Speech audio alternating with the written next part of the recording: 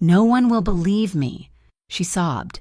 "The Mafia boss promised they'll believe when they kneel." The chandeliers of the Grand Ravenshore Hotel did not just sparkle. They judged, suspended 20 feet above the ballroom floor like constellations of diamond and gilt. They cast a fractured golden light over the city's elite.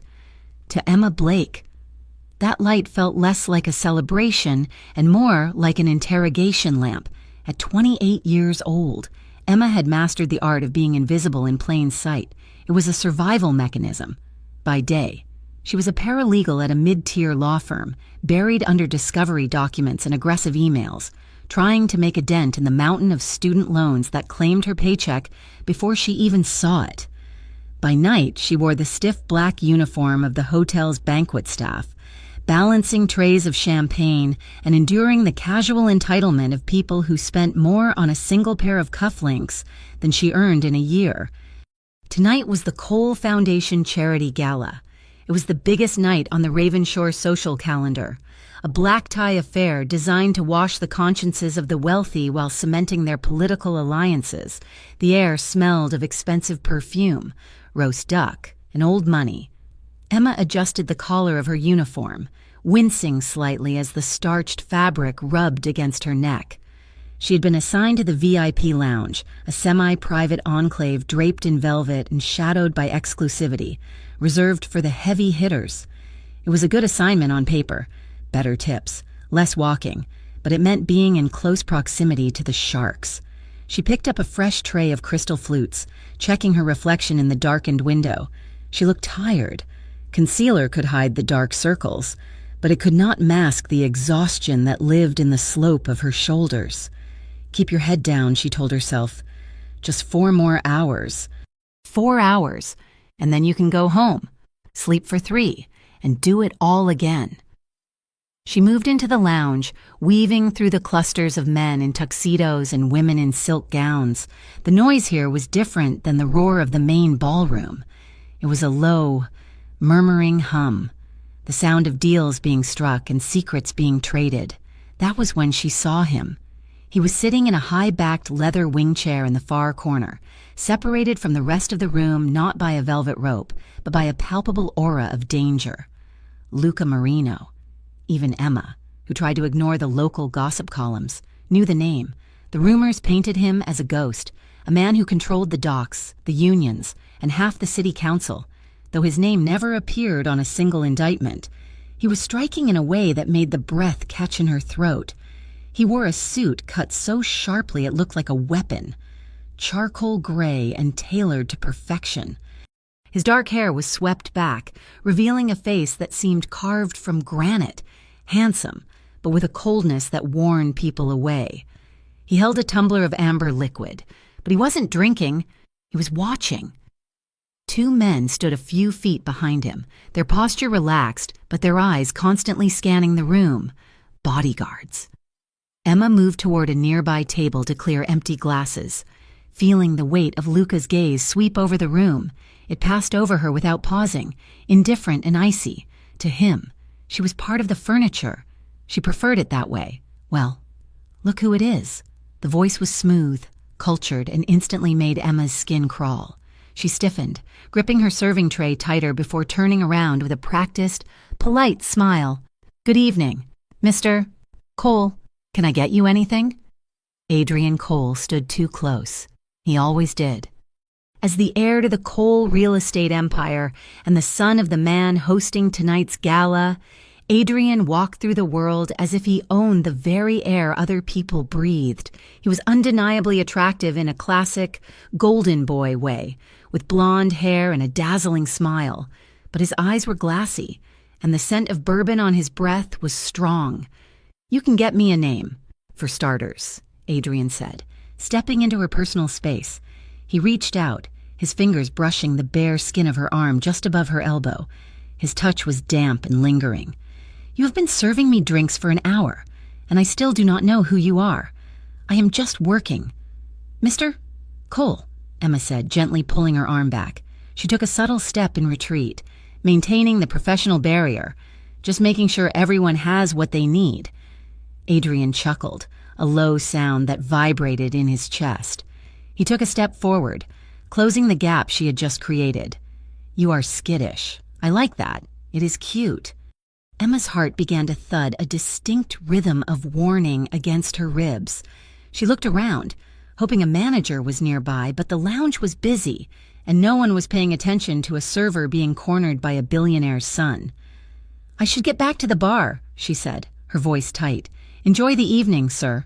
She turned to leave, but Adrian sidestepped, blocking her path. He wasn't aggressive, not overtly, but there was a weight to his presence, a silent insistence that he was not done with her. "Don't run off," he said, his smile tightening at the edges. "My father is giving a speech in 20 minutes. I need to sober up a little before I go out there and play the dutiful son. Why don't you bring a pitcher of water to the founder's suite? I can have someone send that up for you," Emma said, her instinct screaming. "I asked you," Adrian said. His voice dropped an octave, shedding the charm for a split second to reveal the petulance beneath. "Just bring the water. Room 304. Don't make me ask the manager. You know how my father gets when the service isn't up to par." He winked, the mask of charm sliding back into place, and walked away before she could respond.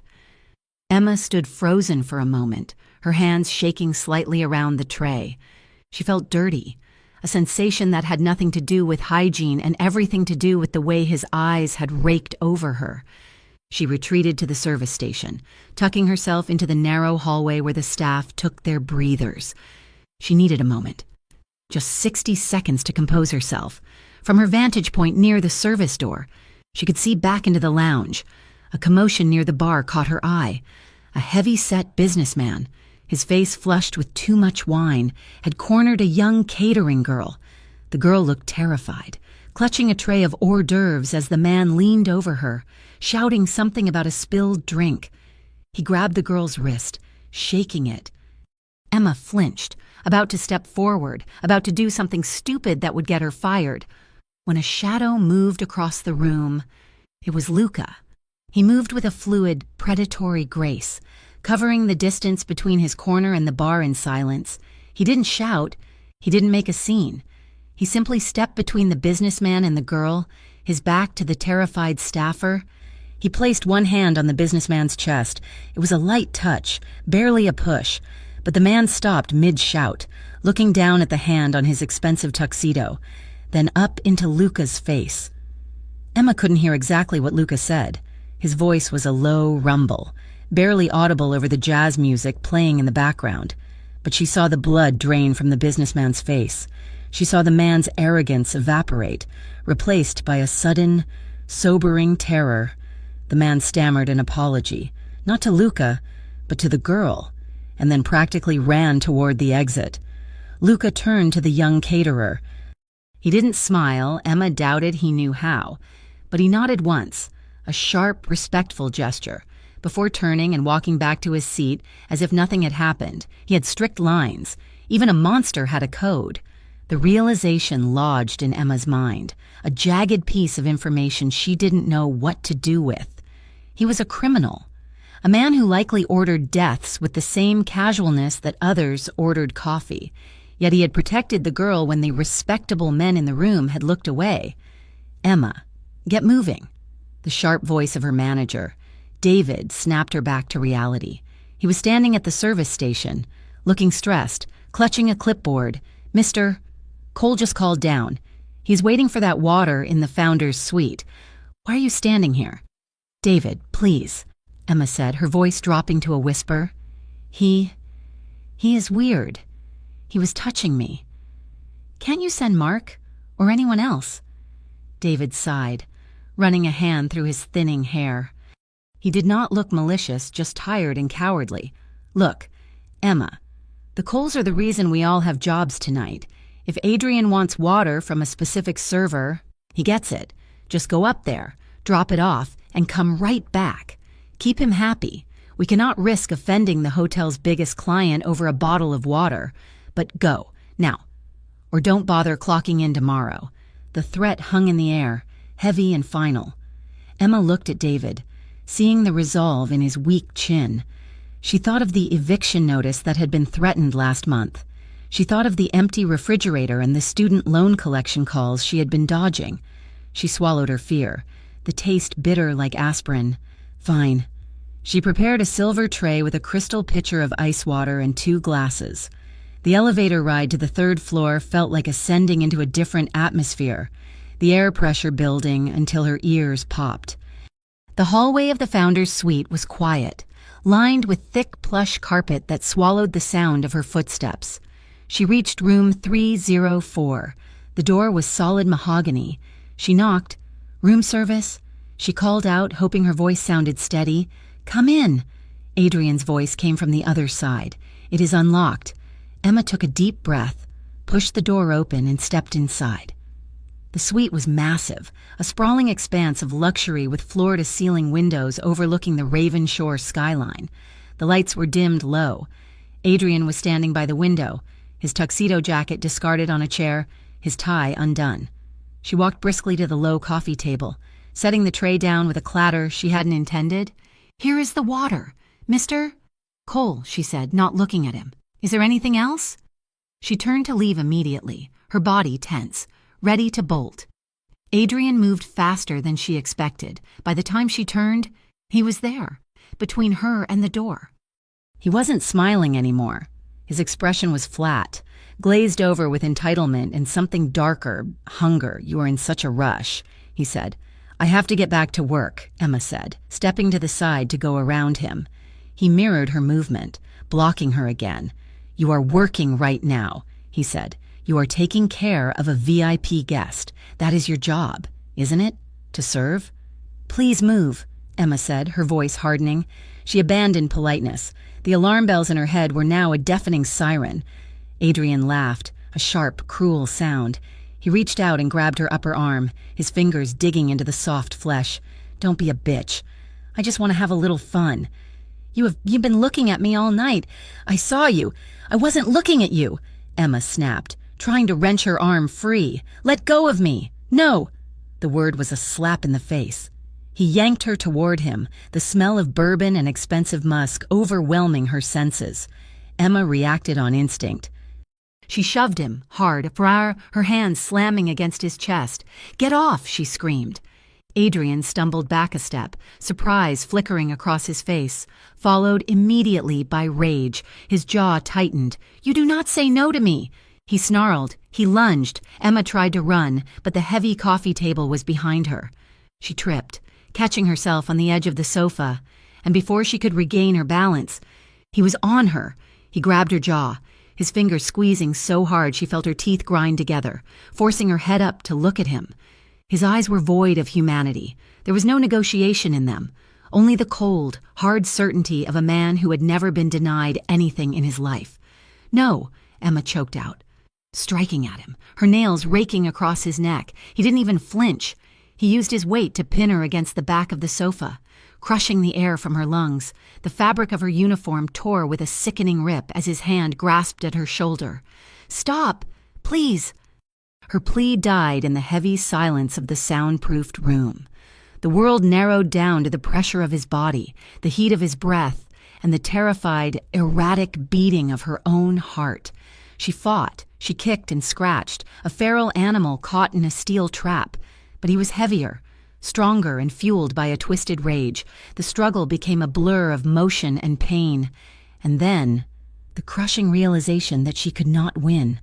The moment her physical strength failed, her mind fractured, detaching from the horror of the present to survive the minutes to come.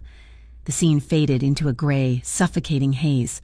Her screams trapped in her throat, her body going still not out of consent, but out of the primal need to survive the breaking.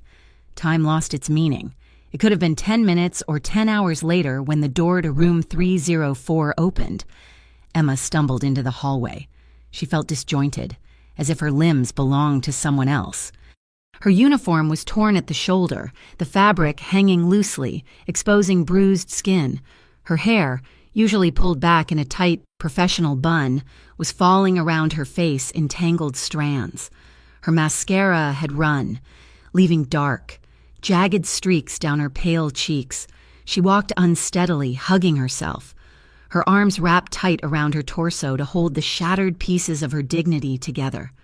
A security guard was standing at the end of the hall, near the elevators. He looked up as she approached. His eyes widened slightly as he took in her appearance, the torn dress, the hollow, 1,000-yard stare, the red marks on her neck. Then he looked past her. Emma turned her head slowly.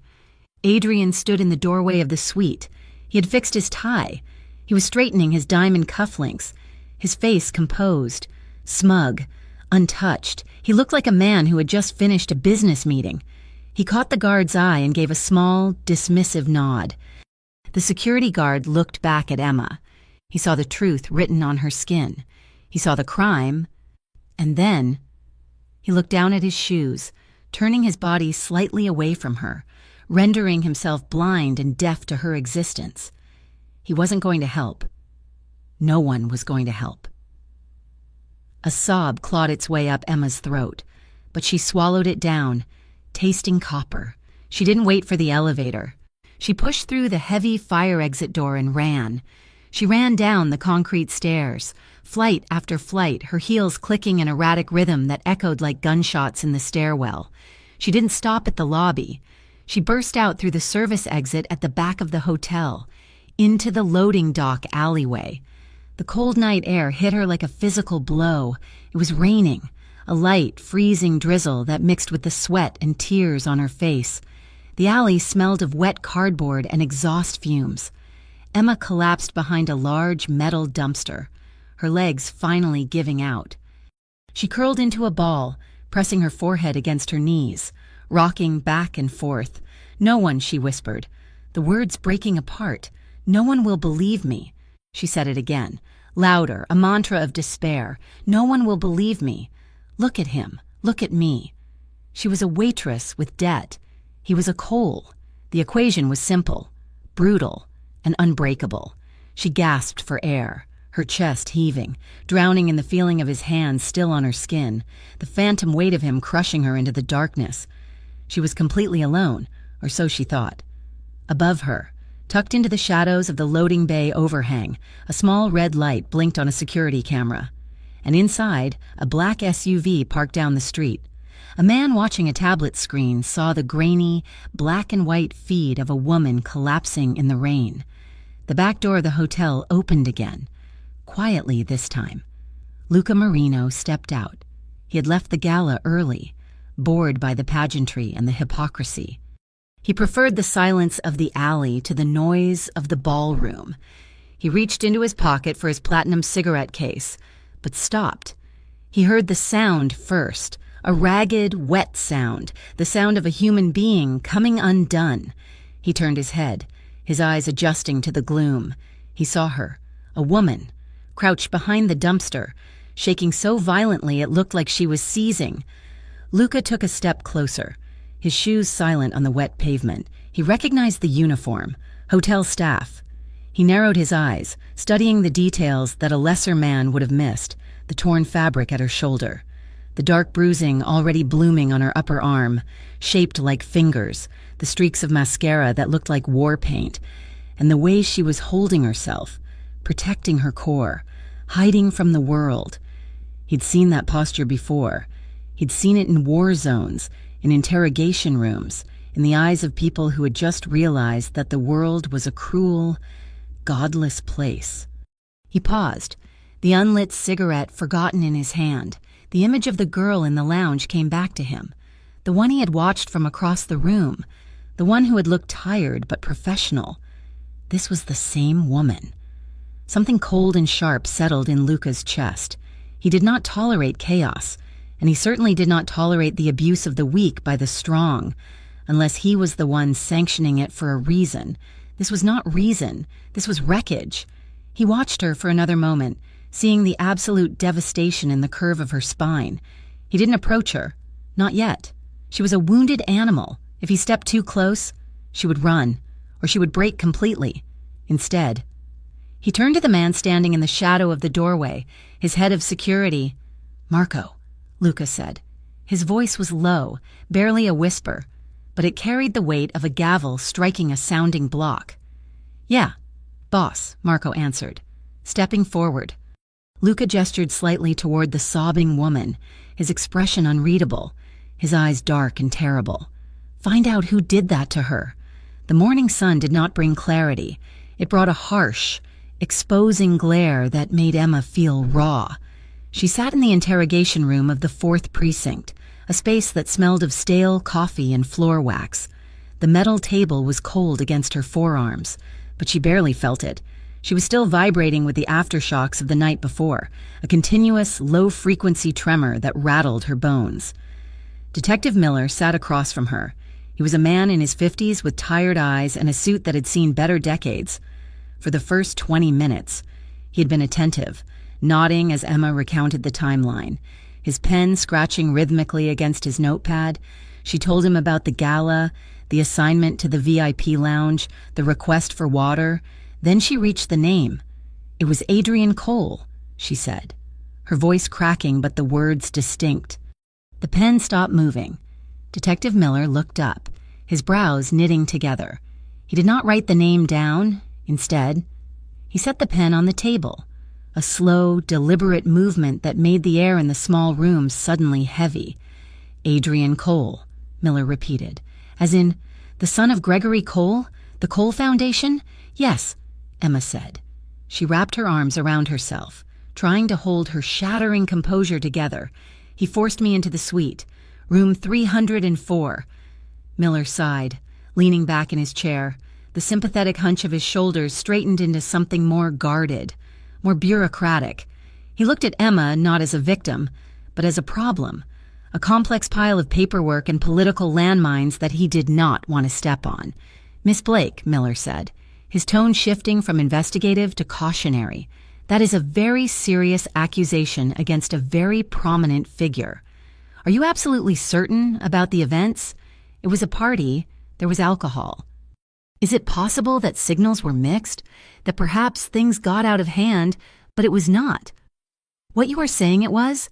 I was working, Emma said, the injustice flaring hot in her chest, burning through the numbness. I was not drinking. I was serving water. He locked the door. He tore my dress. Miller glanced at the plastic bag containing her torn uniform, which sat on the corner of the desk. He looked at it with skepticism, as if the ripped fabric could have been a fashion choice. We processed the kit, Miller said, referring to the invasive, humiliating examination Emma had endured an hour earlier. But I have to be honest with you. Cases like this, involving people of that stature, they get complicated. Complicated how? Emma asked. Chain of custody issues, Miller said, waving a hand vaguely. Without witnesses inside the room or clear audio, it becomes a he said, she said situation. And the Coles have a legal team that costs more per hour than this precinct's entire annual budget. Unless we have concrete proof, something undeniable, the district attorney is going to hesitate. They do not like to swing at the king and miss. I am telling you what happened, Emma insisted, her voice rising. Look at the bruises on my arm. Look at my neck. Miller stood up, signaling the end of the conversation. He looked regretful, but in a distant professional way. We will file the report, Miss Blake. We will look into the hotel cameras, but do not get your hopes up. The Coles value their privacy. Those tapes have a way of disappearing or being corrupted. Emma walked out of the precinct into the blinding daylight, feeling lighter in the worst possible way. She had been hollowed out. She had offered them her truth, bleeding and jagged, and they had looked at it and asked if she was sure she hadn't just misunderstood the knife. She felt unheard. She felt humiliated. And for the first time, she understood that the truth was not a shield. It was just a story, and hers was worth less than Adrian Cole's silence. 2 days later, the second blow landed. Emma sat in the sterile, glass-walled office of the human resources director at the law firm where she worked. She had come in early, hoping to bury herself in case files, to find some semblance of normalcy in the routine of legal research. Instead, her access badge hadn't worked at the turnstile. The security guard, a man she greeted every morning, had awkwardly escorted her to this office. The HR director, a woman named Sarah, who usually offered Emma peppermint candies, refused to meet her eyes. We have received some concerning reports. Sarah said, sliding a single sheet of paper across the desk. It was not a termination letter, but it was the next closest thing. Reports? Emma asked, staring at the paper. It was a notice of administrative leave. From the gala, Sarah said, her voice tight. Several guests complained about your behavior. They stated you were acting unstable, erratic. We've been told there was an altercation with a VIP guest that reflected very poorly on the firm's reputation. Emma felt the blood drain from her face. Altercation?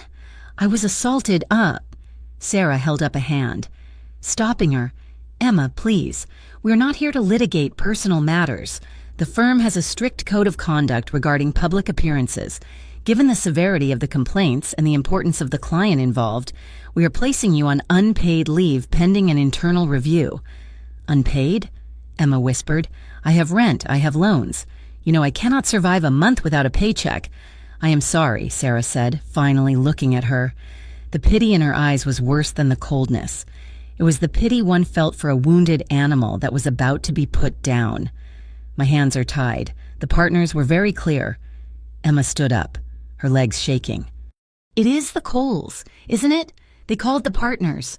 Sarah did not answer. She just looked down at her hands, clasping her pen like a lifeline. Emma left the building carrying a cardboard box with a potted succulent and her stapler. She walked out the revolving doors, the city skyline looming over her. It wasn't just a building anymore. It was a fortress, and she was on the outside. Adrian Cole hadn't just hurt her body.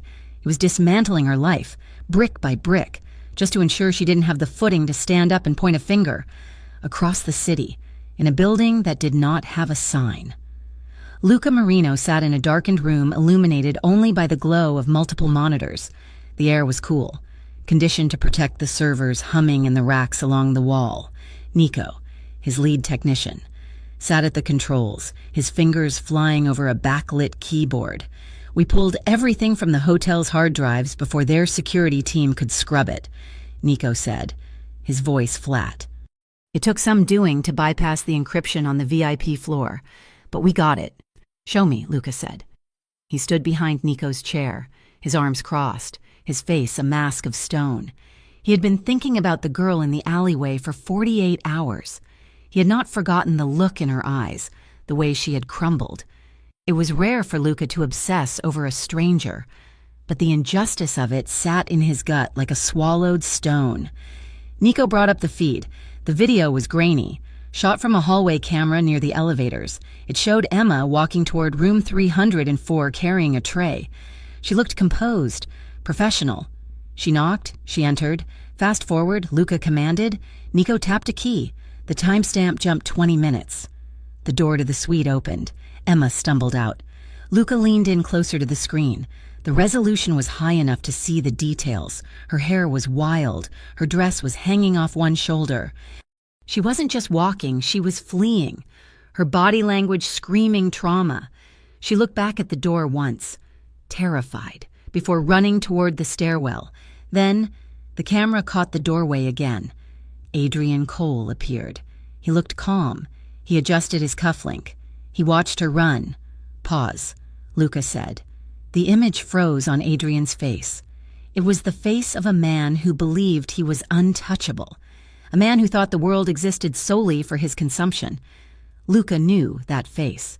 He had seen it on rival bosses, on corrupt politicians, on men he had buried in the foundations of the very buildings the Coles built. This is leverage, Nico said quietly, reading the room. Gregory Cole has been pushing hard on the waterfront development. He's trying to squeeze the unions out. If we hold this over his son. Luca did not answer immediately. Yes, it was leverage. In his world, everything was a currency. Secrets, lies, violence. This footage was a nuclear weapon in the war for the port project. He could use it to force Gregory Cole to back down, to secure his territory for another decade.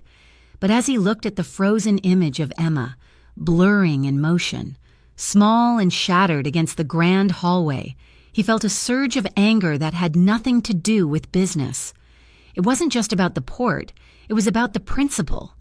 The Coles were not just greedy, they were rot, and rot had to be cut out.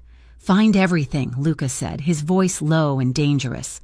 I want to know where she lives. I want to know who her friends are.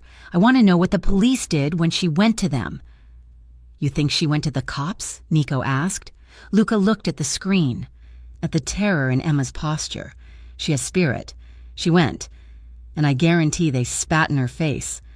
The internet was a hive of cruelty, and Emma was the honey. By Friday evening, the story had leaked. A gossip blog known for its vicious, pay-to-play takedowns had run a headline, "Paralegal Partier, the truth about the gala drama." Emma sat on her couch, her phone burning in her hand. She scrolled, unable to stop herself. The article painted a twisted, unrecognizable picture. It claimed unnamed sources saw her drinking on the job, flirting aggressively with Adrian Cole, and then trying to extort him for money when he rejected her advances. It was a lie so bold it left her breathless. Then came the comments. She looks like trouble. Everyone knows the Coles are targets for gold diggers. Nice try. Honey, I heard she got fired from her law firm for being crazy. Who believes a woman like that? Strangers. Hundreds of them. People who did not know her name, her favorite color, or the sound of her laugh were dissecting her character based on a lie, bought and paid for by a billionaire's PR team. Her direct messages were filled with vitriol, names she couldn't repeat, suggestions that she should kill herself, threats that made her skin crawl. She threw the phone across the room. It hit the opposite wall with a dull thud. But the silence that followed was not peaceful.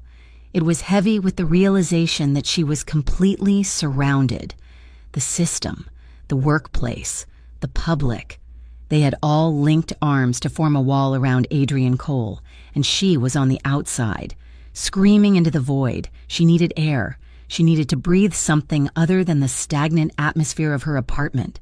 She grabbed her coat and a folder containing the few documents she had, the police report copy, the medical discharge papers. She didn't know where she was going. Maybe back to the precinct to beg them to look again. Maybe just to walk until her legs gave out. It was late. The streetlights in her neighborhood were yellow and flickering, casting long, jumping shadows on the pavement. Ravenshore was a city of contrasts, and her block was on the wrong side of the divide. She walked with her head down, clutching the folder to her chest like a shield. The streets were mostly empty, but the hair on the back of her neck stood up. The sensation of being watched, which had started at the gala, had never left her. She turned a corner, heading toward the subway station, and stopped. 2 men were blocking the sidewalk. They were not muggers. Muggers were desperate and twitchy. These men were still... They wore long, dark coats that looked expensive, the kind that concealed things. They were big, blocking out the light from the street lamp behind them. Emma Blake? The one on the left asked. His voice was gravel. Emma took a step back, her heart hammering against her ribs. "Who are you? Friends of the Cole family," the man said. He took a step forward.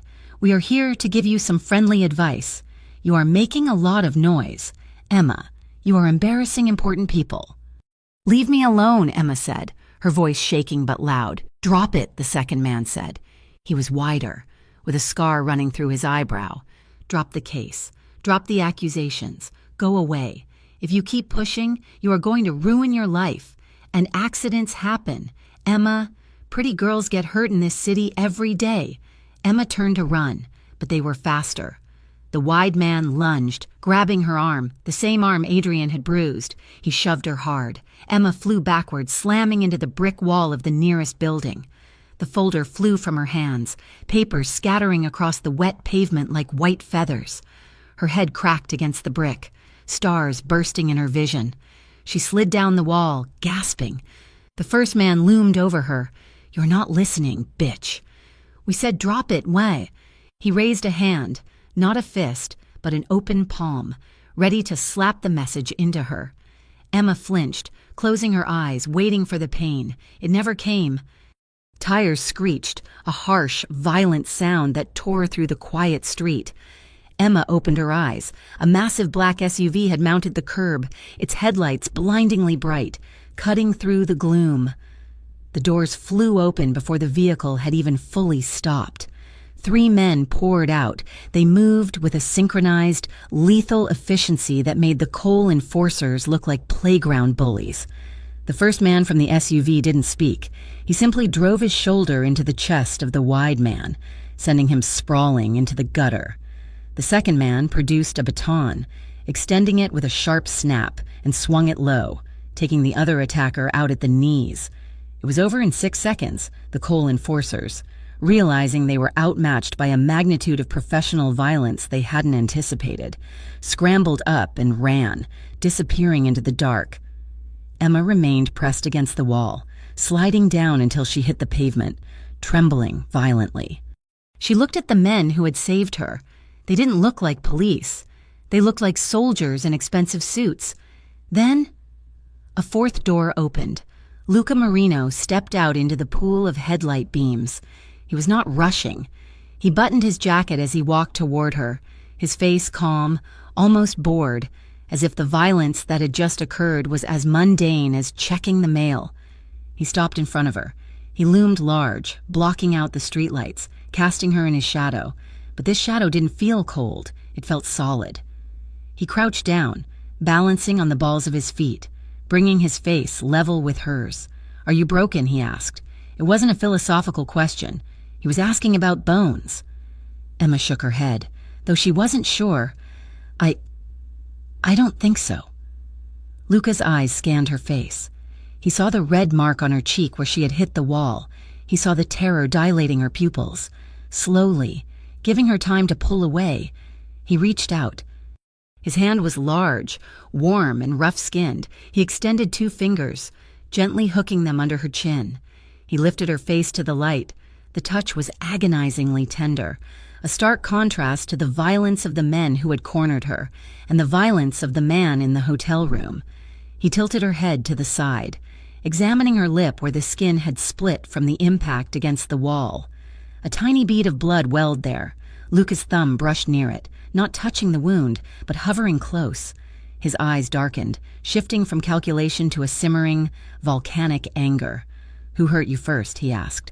His voice was low, a rumble that vibrated through her. He wasn't asking about the 2 men who had just run away. He was asking about the bruise on her arm, the shadow in her eyes, the reason she was walking alone with legal documents at midnight. Emma looked at him, paralyzed by the intensity of his gaze. She saw a man who was dangerous. Yes. But for the first time in days, she saw a man who was actually seeing her. 20 minutes later, Emma sat in a booth upholstered in red velvet. The sign on the door said Il Corsaro, but the restaurant was closed. The chairs were overturned on the tables, casting long, skeletal shadows in the dim light. The air smelled of garlic, oregano, and lemon polish. Luca had brought her here. He hadn't given her much of a choice, though he hadn't forced her. He had simply opened the car door and said, "It is not safe for you to go home tonight." And Emma, exhausted and hunted, had believed him. She sat with a glass of water in front of her. Her hands were still shaking, creating ripples on the surface of the liquid. Luca sat opposite her. He had removed his jacket, draping it over the back of the booth. He wore a black dress shirt, the top button undone, sleeves rolled up to reveal forearms that were thick with muscle and mapped with faint, white scars. "Tell me," he said. Emma looked up. "Why? Why do you care? You are—" She trailed off. She knew what he was. Everyone knew. "I'm a man who dislikes bullies," Luca said simply, "and I have an old score to settle with the name Cole. But right now, that does not matter. What matters is that you are drowning, Emma, and I am the only boat in the water." Emma let out a dry, bitter laugh that turned into a sob. "You cannot help me. I went to the police. They laughed at me. I went to my job. They fired me. The internet thinks I am a criminal." She looked him in the eye, her own filling with fresh tears. "No one believes me. Luca, no one." Luca listened in silence. He did not interrupt. He did not offer platitudes. He waited until she had poured it all out. The assault, the police station, the HR meeting, the alleyway. When she was finished, silence stretched between them, heavy and thick. Luca reached into a leather satchel next to him. He pulled out a sleek, black tablet. He tapped the screen once and slid it across the table toward her. Emma looked down. It was the video. She watched herself walking down the hallway. She watched the door open. She watched herself stumble out, her dress torn, her face a mask of horror. And then she saw Adrian, the smugness, the adjustment of the cufflinks. It was not inside the room, but it was damning. It showed the aftermath. It showed the truth of her terror and his indifference. Emma gasped, her hand flying to her mouth. "You have it. You have the tape." "Partial," Luca corrected, "but enough to start a war." He leaned forward, resting his elbows on the table. His dark eyes locked onto hers, burning with a fierce, terrifying promise. "You say no one believes you," Luca said softly. "You are looking for justice in a system built by men like Gregory Cole to protect men like Adrian Cole. You will never find it there. The law is a spider web. It catches the flies and lets the hawks fly through." He reached across the table, his hand resting near hers, offering an anchor. "But there is another way." Emma looked from the tablet to him. "What way?" Luca's expression did not change, but the temperature in the room seemed to drop. "They will believe when they kneel," he said. The words hung in the air, absolute and final.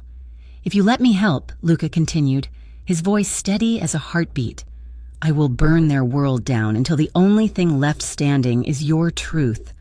But you have to trust me, and you have to be ready to fight dirty."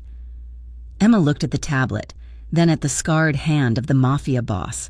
She thought of the police detective's skepticism. She thought of the HR director's pity. She thought of Adrian's laugh in the hotel room. She took a breath, the air trembling in her lungs. "Okay," she whispered. Luca nodded once.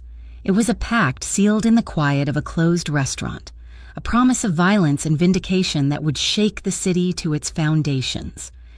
"Eat," Luca said, pushing a basket of bread toward her. "We have work to do."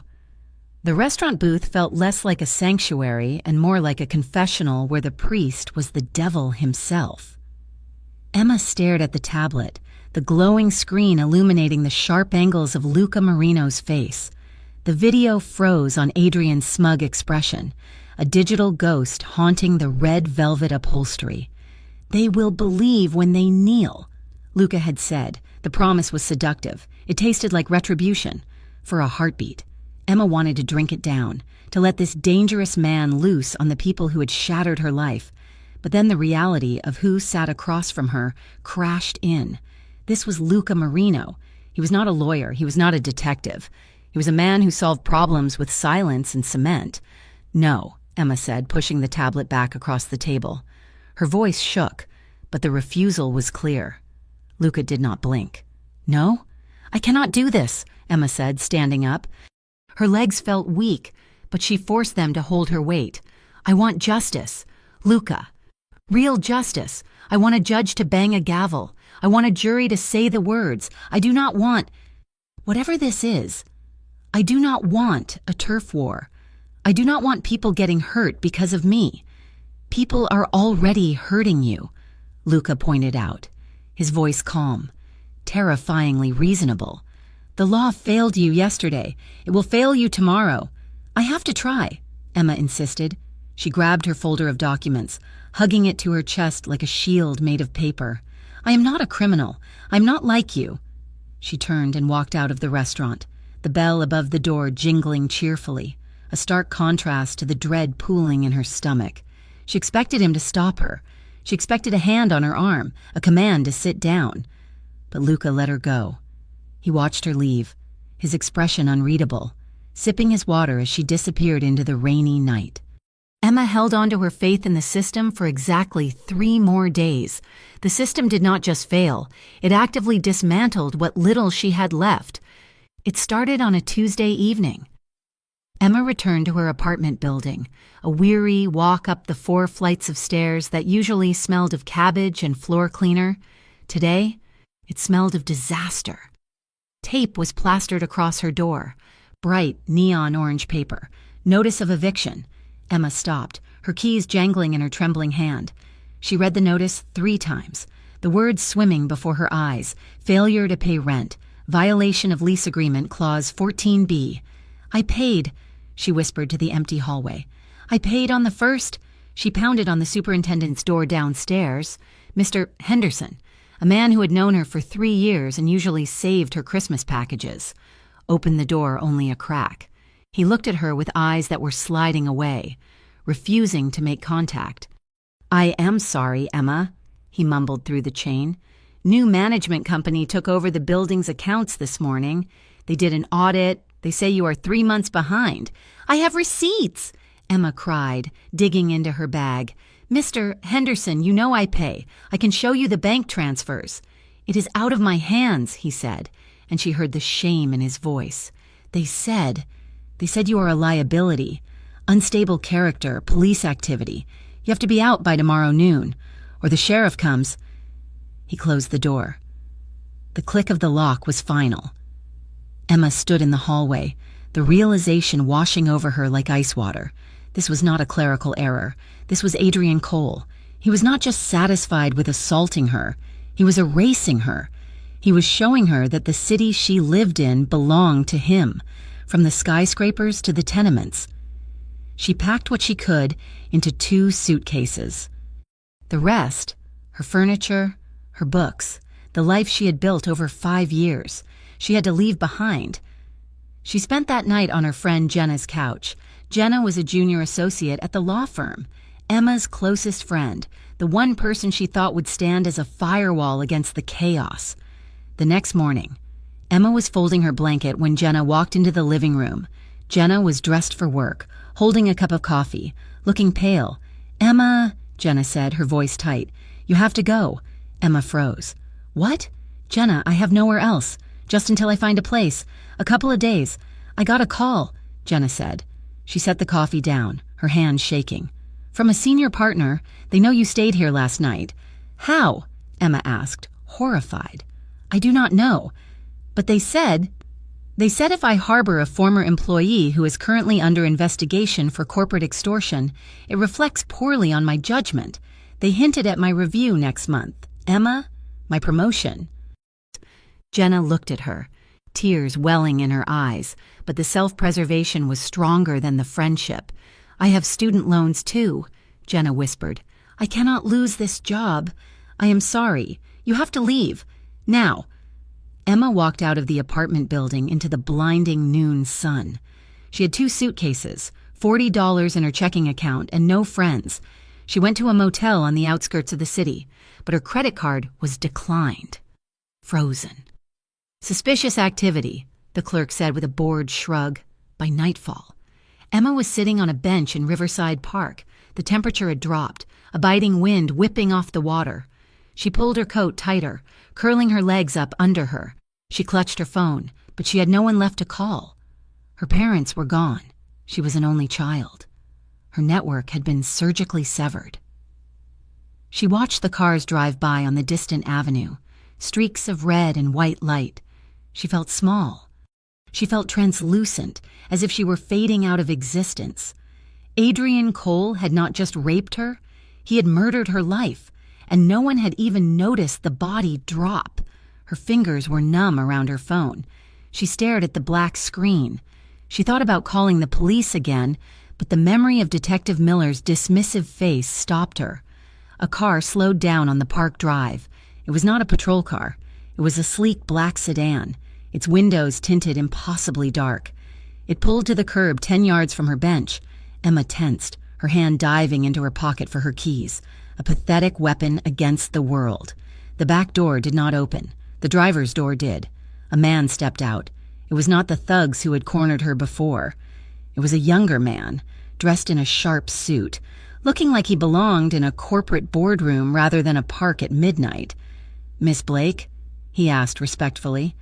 Emma did not answer. She shivered, her teeth chattering. Mr.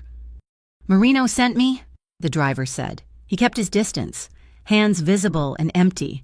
He heard about the apartment and the credit cards. Emma let out a ragged breath. Of course he knew.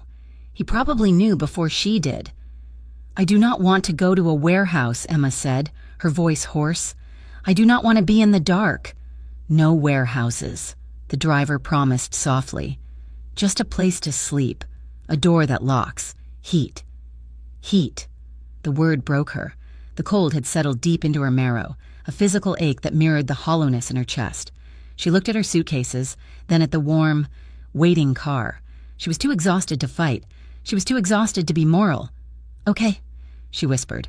The driver moved quickly, taking her bags. He opened the back door for her. The interior smelled of leather and nothing else. It was safe. They did not go to the mob-owned restaurant. They drove to a pre-war building in a quiet, affluent neighborhood. The driver escorted her up to the top floor.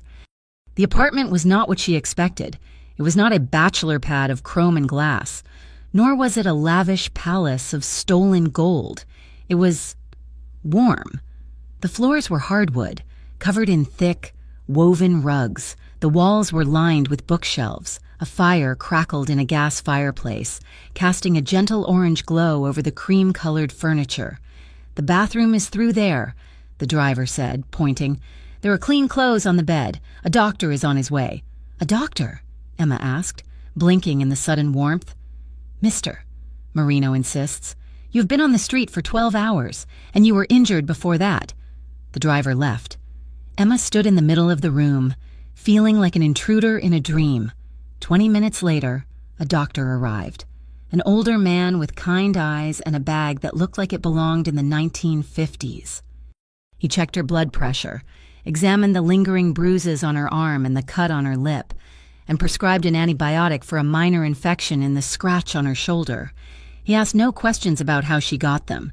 He treated her with a dignity that made her want to weep. When the doctor left, the apartment fell silent. Emma realized she was thirsty.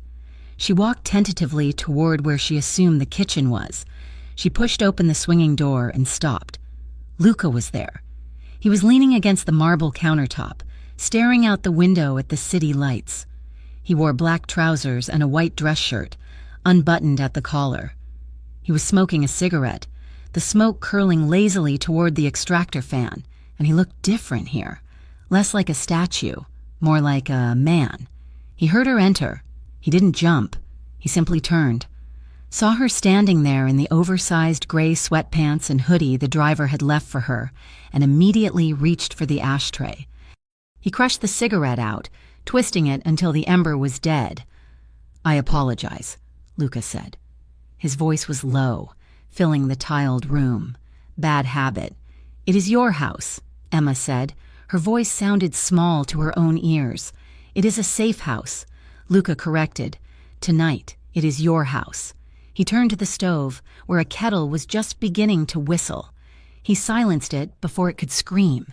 He poured hot water into 2 ceramic mugs, his movements deliberate and unhurried.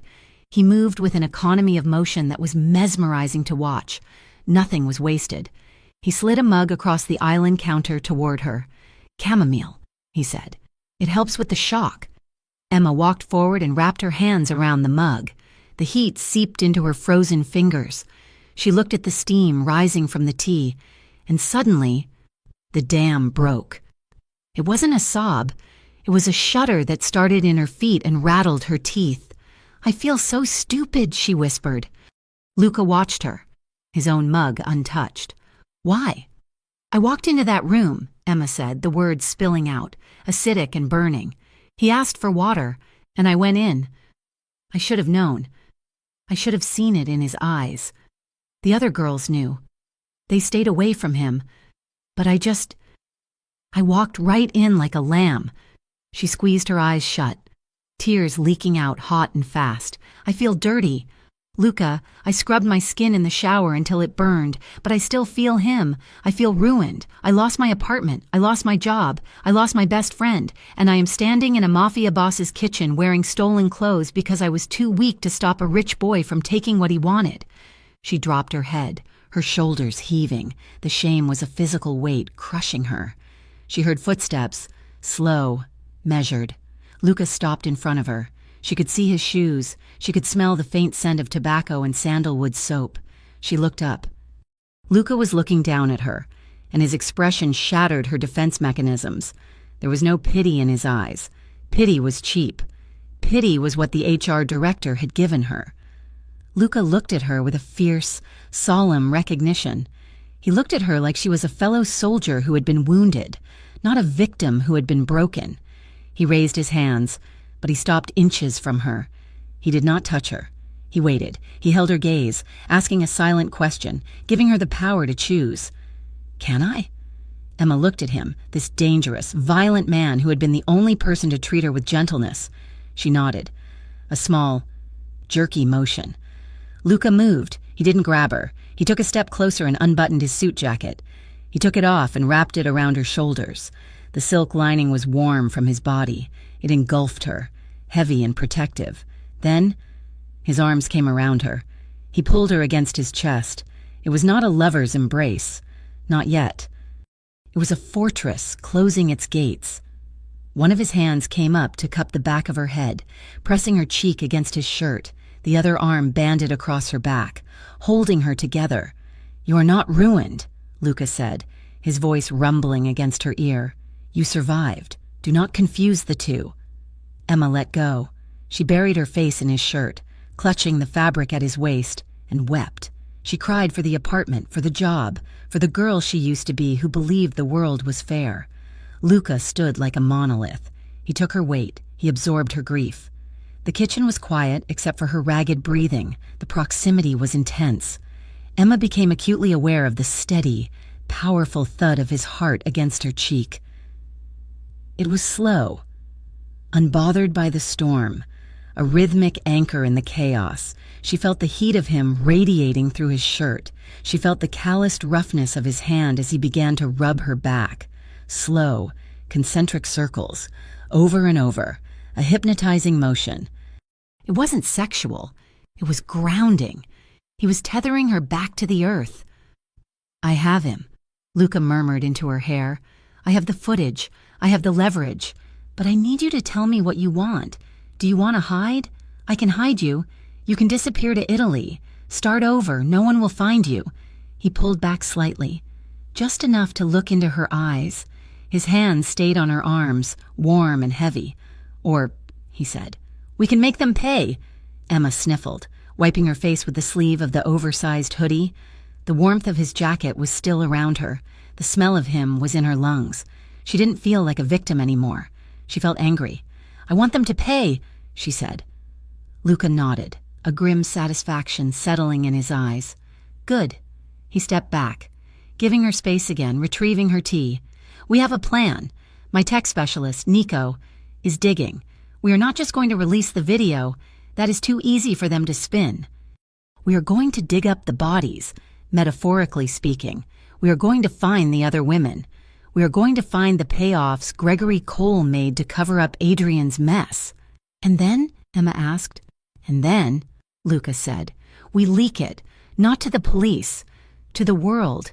We choose the moment. We wait until they are standing tall, and then we cut the legs out from under them." Emma gripped the mug. It sounded terrifying. It sounded like war. "Luca," she said. "Yes? I have one condition." Luca raised an eyebrow.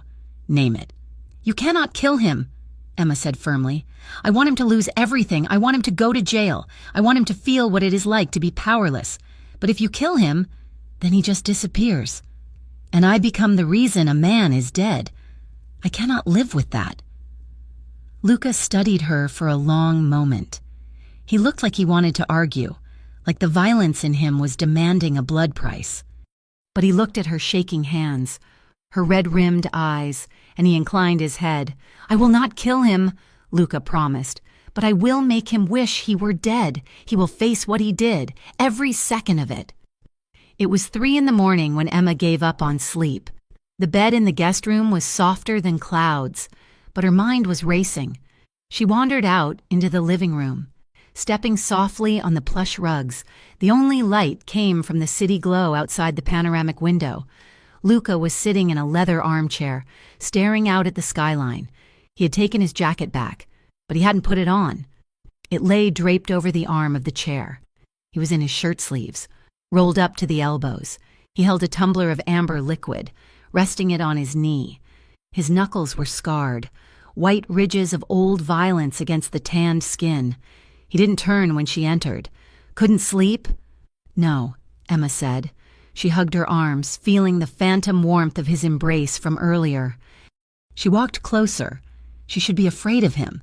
He was a criminal warlord planning the systematic destruction of a powerful family. But all she felt was a magnetic pull, a gravity drawing her toward the only solid thing in her universe. She stopped a few feet from his chair. "Thank you," she said softly. "For the tea, for the doctor, for believing me." Luca looked up then. His eyes were dark pools in the shadows. He looked tired, the weight of his own wars etched into the lines around his mouth. He stood up. He moved into her personal space, not aggressively, but inevitably. He stood close enough that she could feel the heat radiating off him again, close enough that she had to tilt her head back to look at him. The air between them seemed to thicken, charging with a static electricity that made the hair on Emma's arms stand up. It wasn't just gratitude anymore. It was recognition. Two people who had seen the darkness and refused to let it swallow them. Luca looked at her mouth, then up to her eyes. His hand twitched at his side, as if he wanted to reach out, to finish what had started in the kitchen. To touch her, not to comfort, but to claim. Emma's breath hitched. She didn't step back. She wanted him to, God help her, she wanted him to erase the memory of Adrian's hands with his own. But Luca clenched his fist and exhaled slowly through his nose. He had promised to protect her, not complicate her trauma with his own desires. "Get some sleep, Emma," he said, his voice rougher than before. "Tomorrow, we go to war." The tension hung in the air, unresolved and heavy, vibrating like a plucked cello string. "Good night, Luca," Emma whispered. She turned and retreated to her room, leaving him standing in the dark, watching the city he was about to burn down for her. The penthouse was quiet. It was a silence that Emma Blake had never experienced in her life. Her old apartment in the crumbling walk-up had been a symphony of leaking pipes, arguing neighbors, and the constant dull roar of city traffic. Here, 40 floors above the streets of Ravenshore, the world was muted by triple-paned glass and heavy insulation. She stood in the center of the guest bedroom, which was larger than her entire previous apartment. The bed was draped in linens that felt like water against her skin. The bathroom had a soaking tub deep enough to drown in. It was a fortress of luxury, a sanctuary built by money and power. And yet, Emma felt like an intruder. She ran her hand over the polished mahogany dresser. Guilt sat heavy in her stomach, an indigestible stone. She was safe here, protected by men with earpieces and guns. While her life outside had been incinerated, she thought of Jenna, who might lose her promotion just for knowing her. She thought of her landlord, scrubbing her name off the mailbox. She felt like a ghost haunting a palace, consuming resources she had not earned, hiding behind a man whose very existence was a crime. Emma shook her head, forcing the thoughts away. Wallowing would not help. Action would. She left the room and walked down the long, art-lined corridor toward the living area. The penthouse was modern, stark and masculine, filled with dark leather and steel, but it was buzzing with activity. In the corner of the massive living room, Luca's tech specialist, Nico, had set up a command center. Monitors were stacked in a semicircle, cables snaking across the Persian rug like black vines. "Morning," Emma said, clutching her coffee mug. Nico did not look up. His fingers were flying across a backlit keyboard. "Morning. Grab a chair. We're making progress on the audio reconstruction." Emma pulled a chair close to the monitors. On the screen was a waveform, jagged and messy. It was the audio stripped from the hotel hallway camera, the one that had captured her fleeing room 304. "The quality is garbage," Nico admitted, tapping the screen. "The hotel uses cheap microphones that pick up more elevator hum than human speech. But I have been running filters all night. I isolated the frequency of the door opening and the ambient noise of the hallway." "Can you hear him?" Emma asked, her voice tight. "Listen," Nico said. He pressed a key. Through the speakers came a wash of static, a high-pitched whine, and then, faint but distinct, a voice, playing the victim. It was Adrian. The sound of his voice, even distorted and tinny, made Emma's skin crawl. She gripped the armrests of her chair, her knuckles turning white. We need more, Nico said, frustration evident in his tone. We have the video of you leaving. We have this fragment. It proves he was there, and it proves he was hostile. But to bury him? To make sure he never climbs out of the hole we are digging? We need a witness. I told you, Emma said, staring at the waveform. The security guard saw me. He saw Adrian standing in the doorway. He looked right at me. We tracked him, Nico said. He glanced at a notepad. Name is Gary Wilson. He called in sick the day after the gala and has not been back to work since. His bank account shows a deposit of $10,000 made in cash yesterday. Payoff, Emma whispered. It is standard operating procedure for the Coles, a deep voice said from behind them. Emma turned. Luca was standing there. He had just come from the gym he had installed in the second bedroom.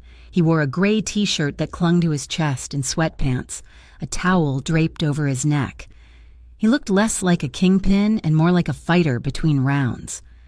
They buy silence before the police even start asking questions, Luca said, walking over to look at the monitors.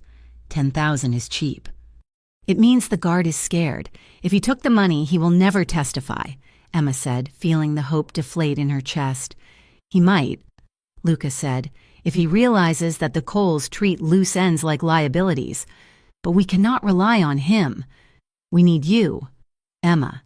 If this goes public, you are the primary witness. You have to be ready to speak, to say the words out loud to a camera, to a judge, to the world. I am ready, Emma said. Show me, Luca challenged gently. He pulled a chair around so he was facing her, his knees inches from hers. Nico politely put on noise-canceling headphones and turned back to his screens, giving them a bubble of privacy. Tell me what happened, Luca said. Pretend I am the press. Pretend I am the defense attorney who wants to tear you apart. Emma took a breath. I went to the room to deliver water. Louder, Luca commanded. Look at me. Do not look at the floor. If you look down, they will say you are lying. Emma lifted her chin. I went to the room. Adrian Cole was there. He blocked the door, and then he grabbed me. Emma's heart began to hammer against her ribs. The room seemed to shrink. She wasn't in the penthouse anymore. She was back in the suite, smelling the bourbon, feeling the crushing weight of him. He put his hands on me, Emma said, her voice trembling. I told him no. I tried to push him away. Suddenly, the image in her mind shifted. She saw the flashbulbs of cameras. She saw the comments section on the internet scrolling endlessly. Liar, whore, gold digger. She saw her parents' faces, dead and gone, looking down in shame. She saw the entire world laughing at her, pointing fingers, stripping her bare. I can't, Emma gasped. The air caught in her throat. She couldn't breathe. Her chest felt like it was in a vice. I can't do it. They won't believe me. She stood up, panic seizing her limbs, making her sway. Luca was on his feet instantly. He didn't grab her.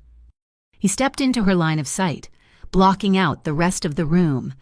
Emma, he said. His voice was not a shout. It was a low, resonant anchor dropped into the middle of her storm. I can't breathe, she wheezed, clutching her chest. Yes, you can, Luca said. He reached out and took her hands. His palms were warm and rough. He held her fingers firmly, not squeezing, but grounding her. Look at me, he ordered. Just me. Ignore the room. Ignore the cameras in your head. Just look at my eyes. Emma forced her eyes to lock onto his. They were dark, steady, and devoid of judgment. They were the only stable thing in a spinning universe. Breathe in, Luca said. 1, 2, 3. Hold it. Emma drew in a ragged breath, her lungs burning. Now out, slow, push it all the way out. She exhaled, a shuddering sound. Again. Luca said, his thumbs moving over the backs of her hands. In, with me. He breathed with her, exaggerating the motion of his chest so she could mimic it. They stood there for a long minute, just breathing. The panic began to recede, retreating like a tide, leaving Emma exhausted but present. Her breathing evened out.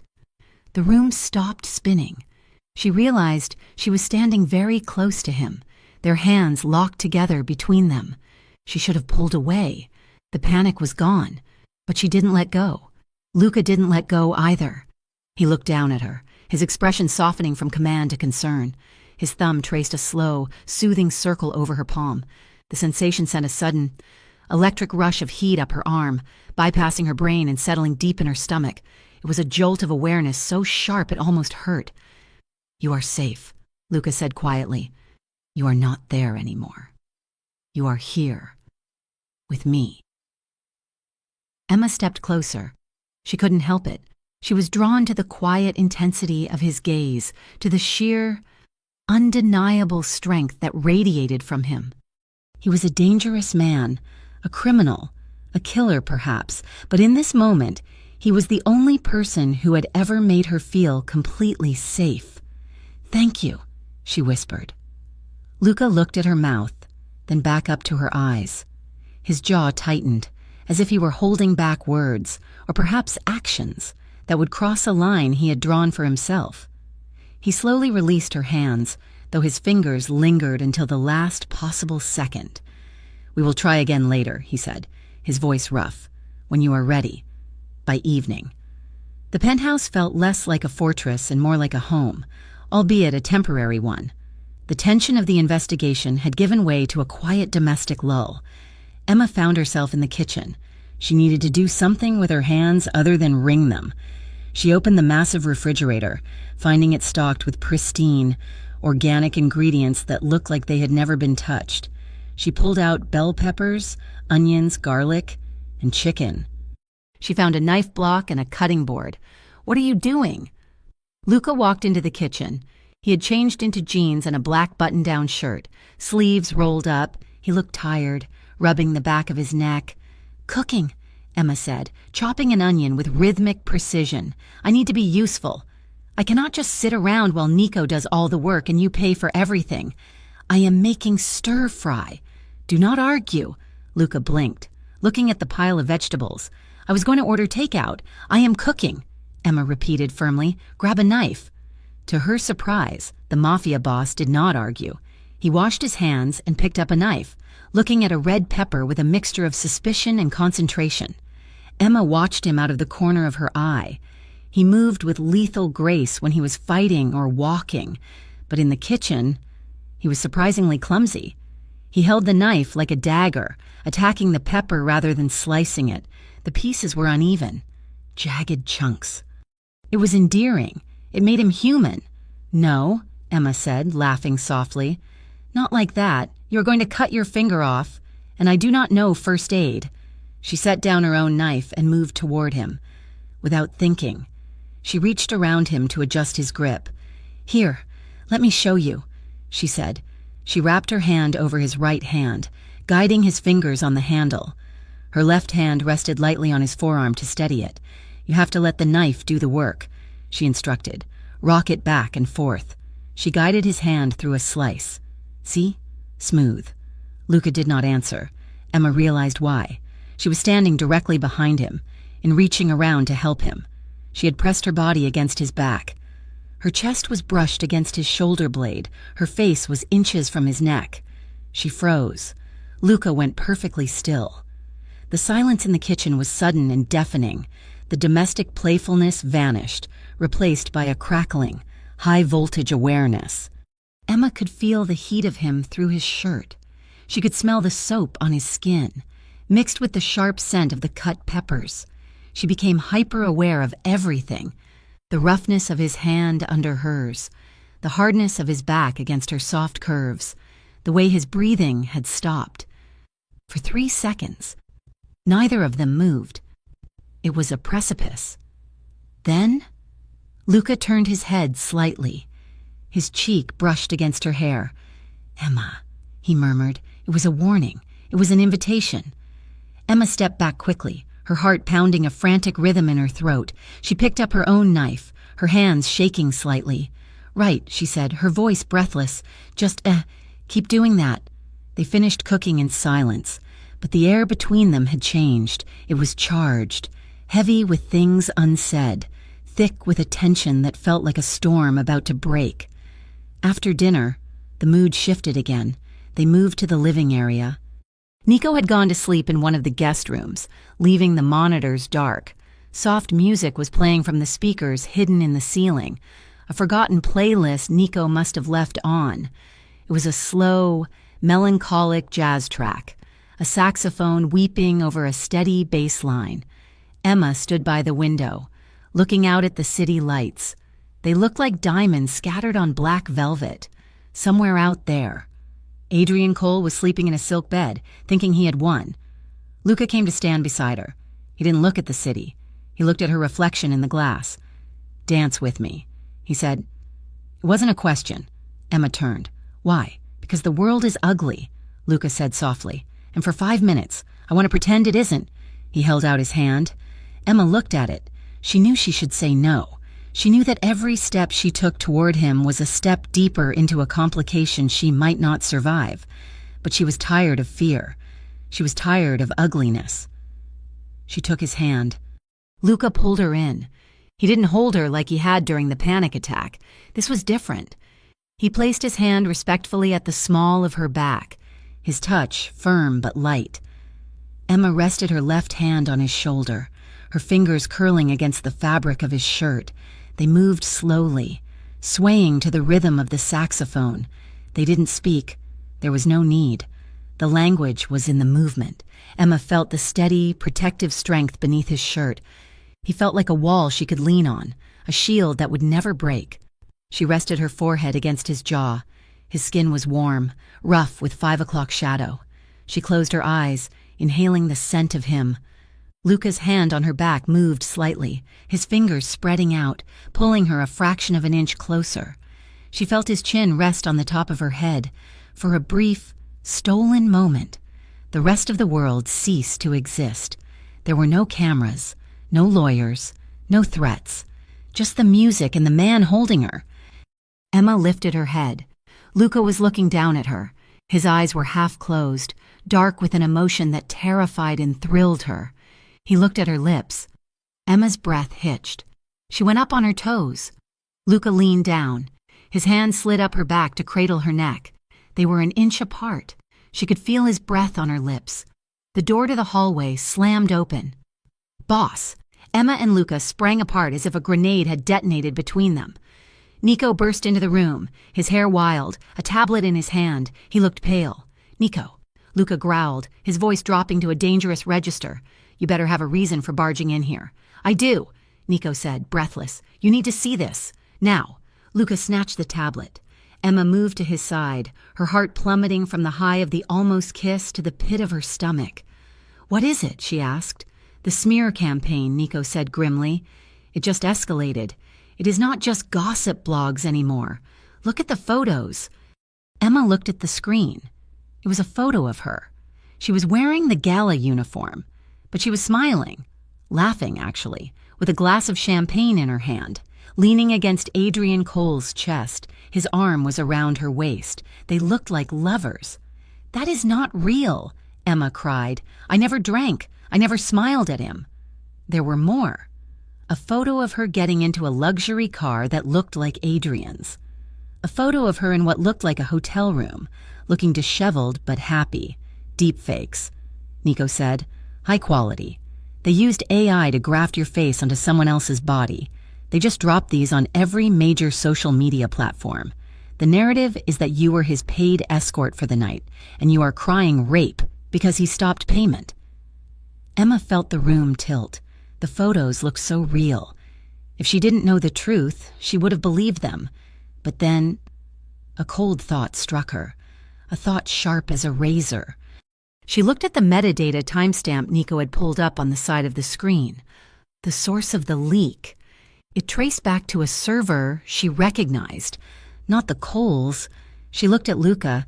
He was staring at the tablet, his face a mask of stone. He didn't look surprised. He looked angry. Yes, but not surprised. You knew. Emma whispered. Luca looked up, his eyes narrowing. What? You knew this was coming, she said, her voice rising. You have been monitoring their chatter. You told me you had eyes on everything. Did you know they were making these? Luca hesitated, a fraction of a second, but it was enough. I saw chatter about a digital counteroffensive, Luca admitted. I did not know they would be this high quality, but you let it happen. Emma accused. She stepped back from him. the warmth of the dance turning to ice in her veins. You let them release this. Why? So you could swoop in and save me. Or because the more they attack me, the worse they look when we finally drop the truth. Emma, listen to me, Lucas said, reaching for her. Don't touch me, she shouted, slapping his hand away. You are using me. I am just a weapon to you, aren't I? A pawn to hurt Gregory Cole. You saw a girl in an alley and you didn't see a person. You saw a strategic asset. Luca went still. He didn't deny it. He couldn't. In the beginning, yes, Lucas said. His voice flat and honest. When I found you, I saw leverage. I saw a way to break a man I have hated for 10 years. Emma let out a choked sound of betrayal. But that changed, Lucas said intensely, stepping forward. That changed the moment you sat in my kitchen and cried. It changed tonight. Well, Emma, I am not using you. I am trying to destroy them for you. I don't believe you, Emma said. Tears streamed down her face, hot and fast. You are just like them. It is all leverage. It is all power. And I am just the collateral damage. She turned and ran to the guest room. Emma, Luca called after her. She didn't stop. She threw her few belongings into her bag. She didn't care about the clothes. She didn't care about the safety. She couldn't breathe in this penthouse anymore. It was filled with lies. She stormed back out, carrying her bag. Luca was standing in the hallway, blocking her path. Move, Emma said. You cannot go out there. Luca said, His voice was desperate. The photos are everywhere. The paparazzi will be hunting you. The Coles will be watching. I would rather take my chances with them than stay one more second with a liar. She spat. She pushed past him. Luca grabbed her arm gently, but firmly. Emma, please let me go. She looked at him with such raw hurt that Luca flinched. He released her arm. He stepped aside. Emma walked to the elevator. She punched the button. She didn't look back. The doors slid shut, cutting off the sight of Luca standing alone in his fortress. Luca stood there for a long time, staring at the closed doors. The silence of the penthouse returned, heavier than before. Nico watched him carefully. Boss? Luca walked to the window, looking down at the street 40 floors below. He watched until he saw a small figure exit the building, walking fast, head down against the wind. Get the team, Luca said quietly. To bring her back? Nico asked. No, Luca said. If I bring her back now, she will never trust me again. She needs to walk. She needs to feel the cold to know the heat is real. He pressed his hand against the glass, but put a detail on her. 4 men, 2 cars. Keep a 1-block perimeter. If anyone gets within 10 feet of her, you put them in the hospital. Do you understand? Understood, Nico said. Luca watched Emma turn the corner and disappear into the night. She is not a weapon, Luca whispered to the empty room. Not anymore. The subway ride back to her old neighborhood felt like a descent into a world that no longer recognized her. Emma Blake kept her head down, clutching the strap of her bag until her knuckles turned white. When she finally emerged onto the street where she had lived for 5 years, the air smelled of rain and exhaust, just as it always had, but the atmosphere had shifted. It was hostile. She walked up the familiar steps of her apartment building, her key jammed in the front door, refusing to turn. After jiggling it for a minute, she buzzed the superintendent, but the line went dead the moment she announced her name. Thankfully, a tenant she didn't know exited, and Emma caught the door before it swung shut. She climbed the 4 flights of stairs, her legs heavy with exhaustion. She just wanted to grab the photo album of her parents and the few pieces of jewelry her grandmother had left her. She wanted to reclaim the pieces of herself that existed before the gala. She turned the corner of the 4th floor hallway and stopped dead. Her apartment door was not how she had left it, across the peeling beige paint. Someone had taken a can of bright red spray paint and scrawled a single word in jagged, dripping letters: liar. Piled in the hallway underneath the graffiti were 3 black trash bags. One had split open, spilling her clothes onto the dirty linoleum. Her favorite sweater was trampled, covered in dust and a footprint. Emma stood frozen, her breath hitching in her throat. The violence of it was quiet but absolute. It was a message that she had been erased. A door down the hall creaked open. Mrs. Gable, an elderly woman who used to bake Emma cookies for Christmas, peered out. Their eyes met. Emma took a step forward, a plea forming on her lips, but misses. Gable's face hardened. She looked at the red paint, then at Emma, and closed her door with a definitive click. They chose him. Emma whispered to the silence. They do not even know him, and they chose him. She knelt and touched the spilled sweater. It was ruined. Everything was ruined. The tears came then, hot and stinging, but they were not tears of sorrow. They were tears of a rage so pure it felt like it could burn the building down. She stood up, leaving the bags where they lay. She did not need the sweater. She did not need the photo album. She needed the truth. She pulled out her phone. The screen was cracked, but it worked. She looked up the location of the new coal development project, the Riverside Pinnacle. The news had been bragging about it all week. Adrian was scheduled for a site walkthrough today. If the world wanted to paint her as a villain, she would stop hiding. She would go to him. She would make him look her in the eye and say that he didn't do it. The Riverside Pinnacle was a skeleton of steel and concrete, rising 70 stories above the waterfront. It was an active construction site, surrounded by high fences and signs promising luxury living for the elite. Emma walked up to the security gate. She expected to be turned away. She expected to be yelled at instead. The guard in the booth looked at her ID, then looked at a clipboard. His expression shifted into something unreadable.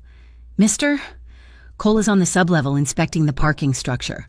The guard said, buzzing the gate open. "He said to send you down if you arrived." Emma walked through. Her heart hammering against her ribs. It felt too easy. It felt like walking into a lion's den, but she was past the point of self-preservation. She took the construction elevator down, the metal cage rattling as it descended into the earth. The doors opened onto a vast, unfinished parking garage. It was a cavern of gray concrete, dimly lit by temporary work lights strung from the ceiling. The air was cold and smelled of wet cement and dust. There was no construction crew. There was only silence, amplified by the echo of dripping water. Emma stepped out. "Adrian?" she called out. Her voice bounced off the pillars. A car door slammed in the distance. From the shadows of a concrete ramp, 3 figures emerged. Adrian Cole walked in the center. He wore a pristine navy suit that looked jarringly out of place in the grim setting. Flanking him were 2 men, not security guards, but the same men who had cornered her on the street days ago, the enforcers. "You actually came," Adrian said, his voice smooth and amused. "I won the bet. I told my father you were stupid enough to try for a face-to-face. I want you to tell the truth," Emma said, her voice shaking but loud. "I want you to admit what you did." Adrian laughed, the sound sharp and echoing. "Admit it? To who? To the concrete. There is no one here. Emma. Just you and the consequences of your own bad decisions." He stopped 10 feet away from her. The 2 men spread out, flanking her, cutting off her path back to the elevator. "You are playing the victim so well," Adrian sneered. "But look at you now. You are not a victim. You are an associate of Luca Marino. Do you think the police will listen to the girlfriend of a mob boss? You have destroyed your own credibility better than my lawyers ever could." "He does not control me," Emma said, stepping back as the men moved closer. "And he has evidence. He has footage from the hallway." Adrian's smile faltered. A shadow passed over his face, his eyes darkening into the same flat, shark-like gaze she had seen in the hotel room. "Footage can be lost," Adrian said, his voice dropping. "Just like people." He nodded to the men. "Grab her." Emma turned to run, but they were on her instantly. Rough hands seized her arms, wrenching them behind her back. She screamed, the sound tearing through her throat, but the garage swallowed it whole. One of the men kicked the back of her knees, and she crashed down onto the cold, gritty concrete. Adrian stepped closer, looming over her. He crouched down, careful not to let the dust touch his trousers. "You are going to disappear, Emma," he said softly, "and the story will be that you ran away out of shame, that you couldn't handle the guilt of lying about a Cole." He reached out, grabbing her jaw just as he had in the hotel room, forcing her to look at him. Or, you can sign a statement today, right now, saying you made it all up for money. Those are your choices. Silence or death. Emma spat in his face. Adrian recoiled, wiping his cheek with a look of pure disgust. He stood up, his face twisting into violence. Finish it, he ordered the men. The man holding Emma's left arm shifted his grip, raising a heavy fist. Emma squeezed her eyes shut, bracing for the darkness. It never came. A thunderous crash echoed through the garage as a heavy metal door on the far side of the level was kicked off its hinges. Adrian spun around. Luca Marino did not walk in. He stormed in like a natural disaster. He was flanked by 4 of his men, but Luca was the first one through the breach. He held a handgun at his side, his face a mask of concentrated, lethal fury. "Emma!" Luca roared, his voice filling the cavern. Adrian's enforcers froze, caught between their target and the sudden arrival of a superior force. "Let her go," Luca commanded, raising his weapon. Adrian panicked. He scrambled backward, putting a concrete pillar between himself and Luca. "Kill him!" Adrian shrieked. The garage erupted into chaos. Adrian's men reached for their waistbands, but they were slow, hired muscle used to intimidating defenseless women, not fighting a war. Luca fired twice. The shots were deafening in the enclosed space. He didn't aim to kill, he aimed to dismantle. One bullet sparked off the concrete near the enforcer's feet, sending stone shrapnel flying. The second struck the man holding Emma in the shoulder. The grip on Emma loosened. She scrambled away on her hands and knees, crawling behind a stack of drywall sheets. Luca moved forward. Fluid and terrifying, he holstered his gun and engaged the second enforcer hand to hand. It was brutal and efficient. There was the sickening sound of a fist connecting with a jaw, the thud of a body being slammed into a pillar. It wasn't the cinematic fighting of movies. It was the messy, desperate violence of survival. Luca threw the man to the ground and didn't stop to check on him. He vaulted over a pile of debris, his eyes scanning the shadows. "Emma, where are you?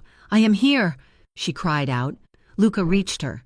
He grabbed her arm, pulling her up from the floor. He shoved her behind him, interposing his body between her and the rest of the garage. "Are you hit?" he demanded, scanning her frantically. "No," Emma gasped, clinging to the back of his leather jacket. "Just bruised." Luca's men had secured the perimeter. The 2 enforcers were on the ground, groaning, but the space where Adrian had been standing was empty. He ran. One of Luca's men called out, pointing to a service stairwell door that was swinging shut. Luca took a step to follow, his hand tightening on his weapon, his eyes burning with the need to finish it. But then he felt Emma's hands shaking against his back. He heard the ragged, terrified hitch in her breathing. He stopped. He looked at the door where Adrian had fled. Then he looked back at Emma. She was pale, covered in concrete dust, her eyes wide with shock. If he left her now to chase vengeance, he would lose her forever. "Let him run," Luca said, his voice rough. "We're leaving. Now." They did not go back to the penthouse. It was too exposed, and Emma had made it clear she felt trapped there. Instead, the convoy of SUVs took them to a safe house on the outskirts of the city, a reinforced basement level of an old industrial bakery that Luca's family owned. It was stark, lined with brick and smelling faintly of yeast and old iron, but it was impenetrable. Luca led Emma into a small room furnished with a simple cot and a table. He closed the heavy steel door, locking out the world, locking out his men, locking out the noise. Emma stood in the center of the room.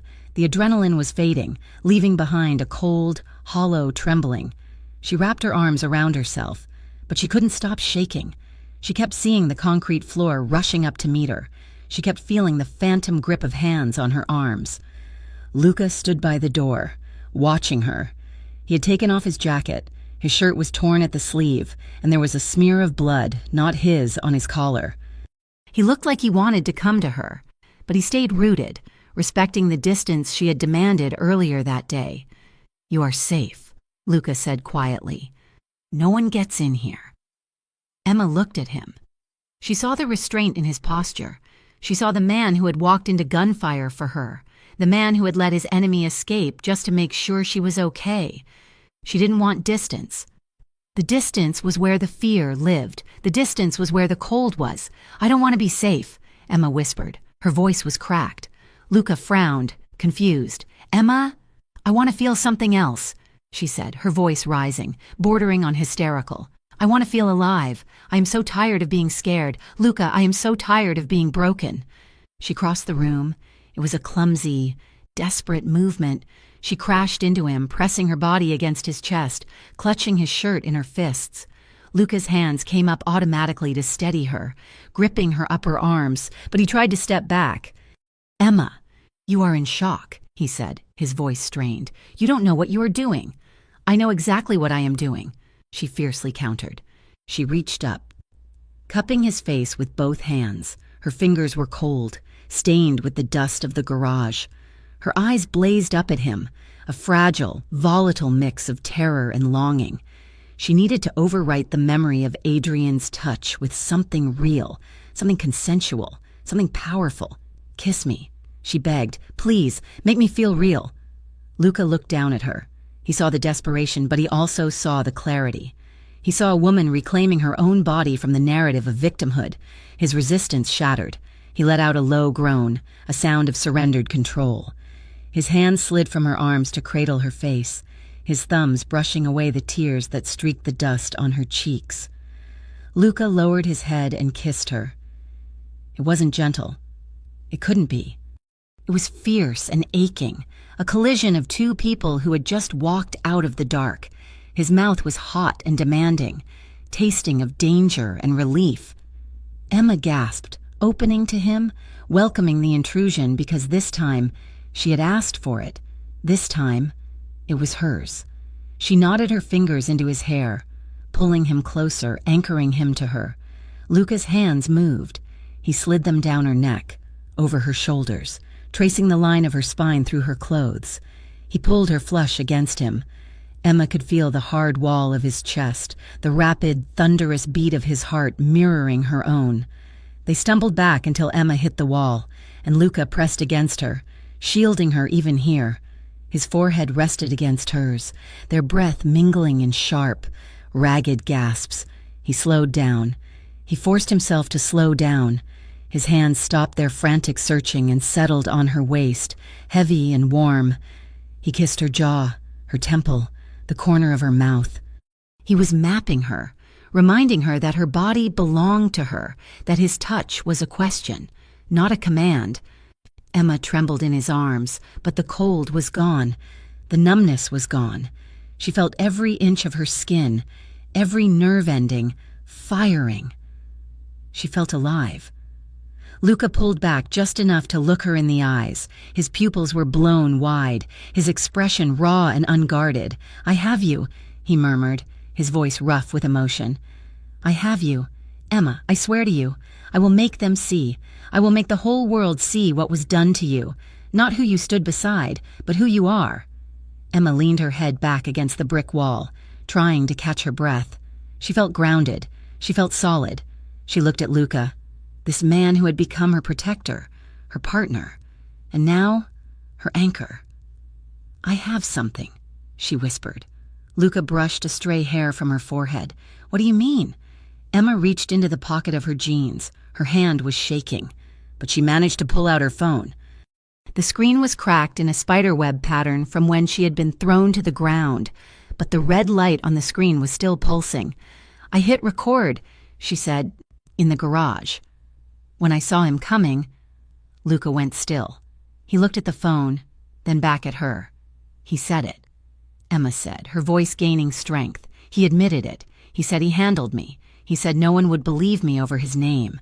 She pressed the stop button and hit play. The audio was messy. It was filled with the echo of the garage and the rustle of fabric. But through the static, Adrian's voice cut through, arrogant and undeniable. You are playing the victim. Footage can be lost. Silence or death. It was a confession. It was a threat. It was the sound of a man who believed he was a god, caught on a recording that would turn him into a convict. Luca listened to the end. When the recording stopped, the silence in the safe room was heavy, but it was no longer fearful. It was pregnant with victory. He looked at Emma with a mixture of awe and savage satisfaction. "Nico," Luca yelled toward the door, not breaking eye contact with Emma. "Get in here." The heavy steel door opened. Nico stepped in, looking worried, but he stopped when he saw the phone in Luca's hand. "What is it?" Nico asked. Luca took the phone from Emma gently, as if it were made of glass. He handed it to Nico. "Clean up the audio," Luca said, a dark smile touching his lips. "We have the weapon." Nico looked at the waveform on the screen, his eyes widening. "Is this—" "It is the end of the Cole Empire," Luca said. He turned back to Emma. He didn't touch her, but the look that passed between them was more intimate than the kiss had been. It was a partnership forged in fire. "They will believe," Luca said softly, "because now we are going to force them to listen." Emma took a deep breath. She looked at her dirty hands, then at the man standing before her. She wasn't the paralegal who served drinks anymore.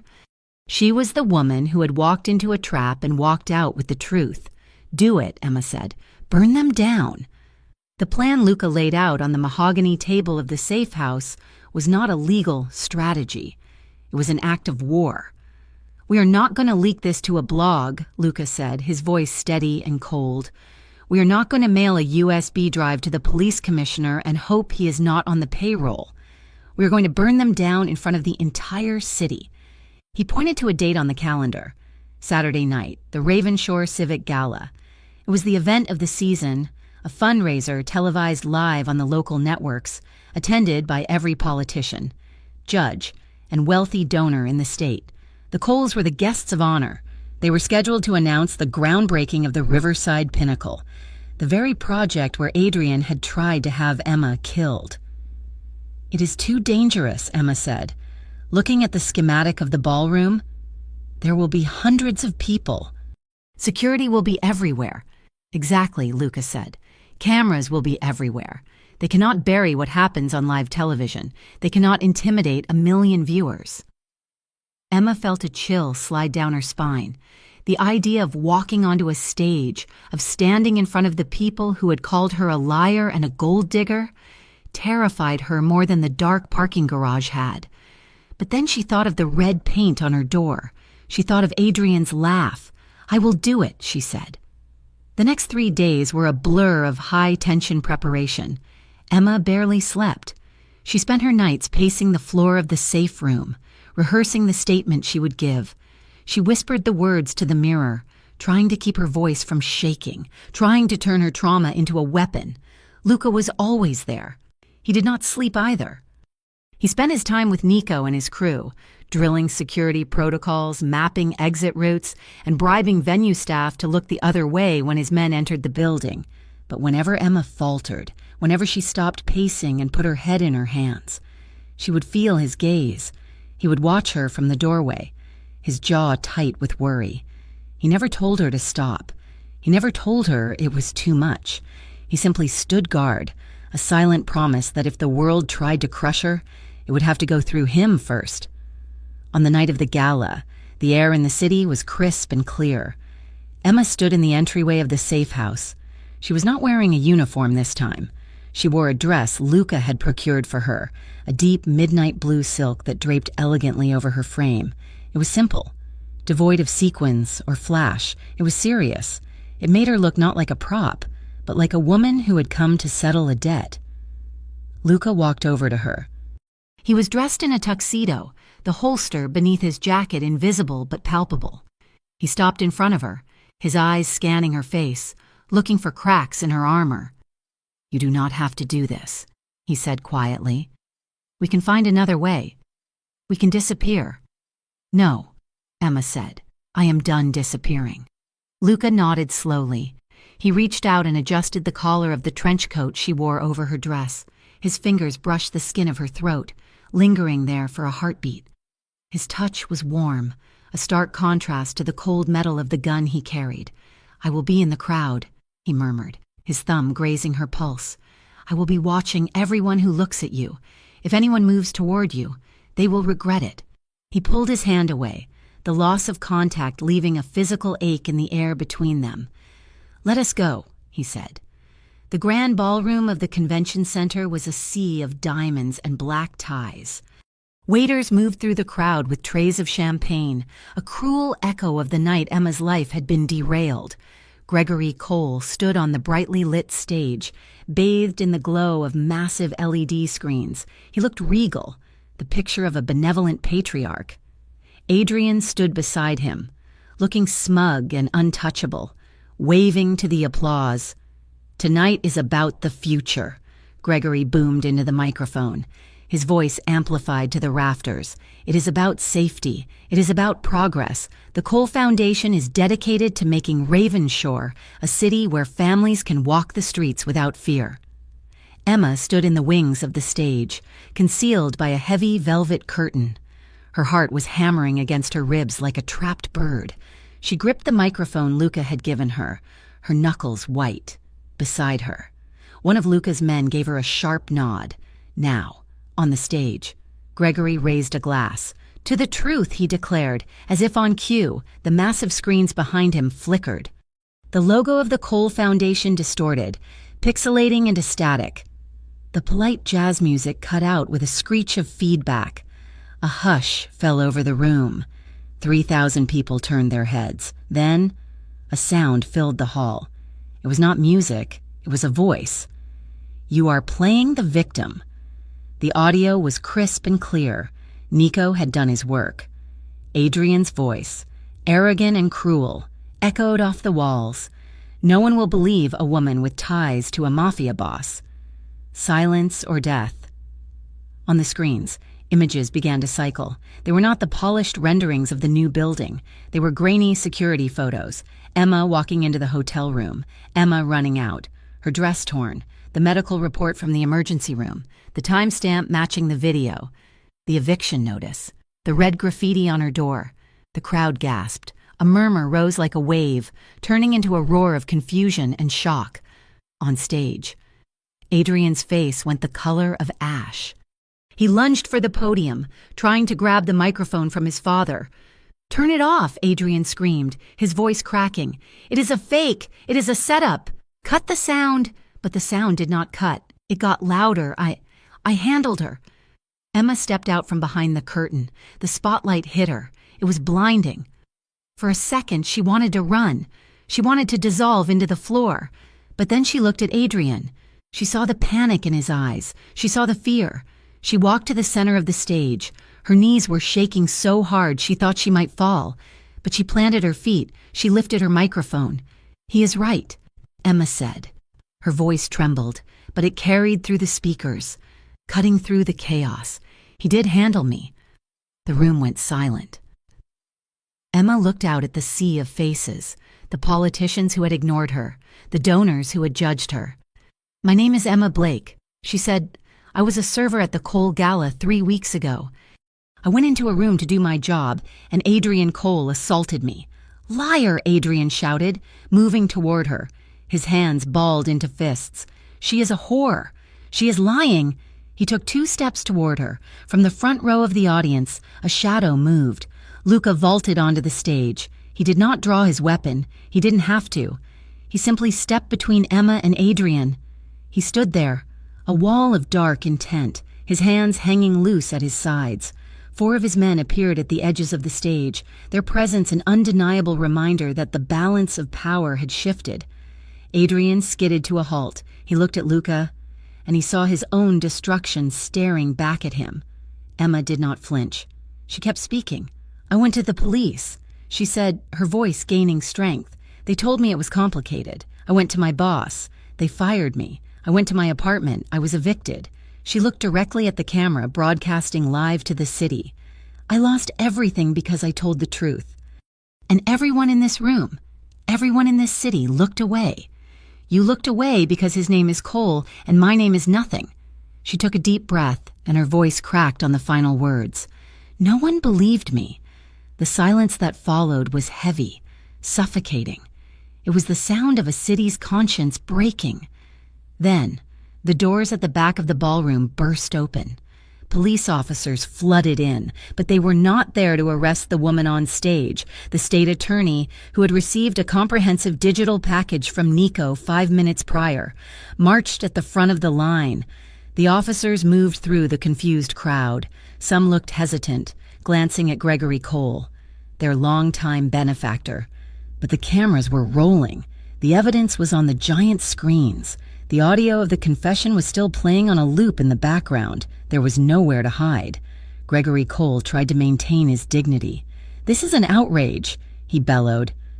"Do you know who I am?" Officers swarmed the stage. They bypassed Emma and Luca. They went straight for the men in the tuxedos. "Get down," an officer shouted, grabbing Adrian's arm. Adrian struggled. "Get off me! My father will have your badge! Get on your knees," the officer roared, kicking Adrian's legs out from under him. Adrian Cole, the heir to the empire. The man who had laughed in the concrete garage, hit the floor. He landed on his knees, his expensive trousers staining on the carpet.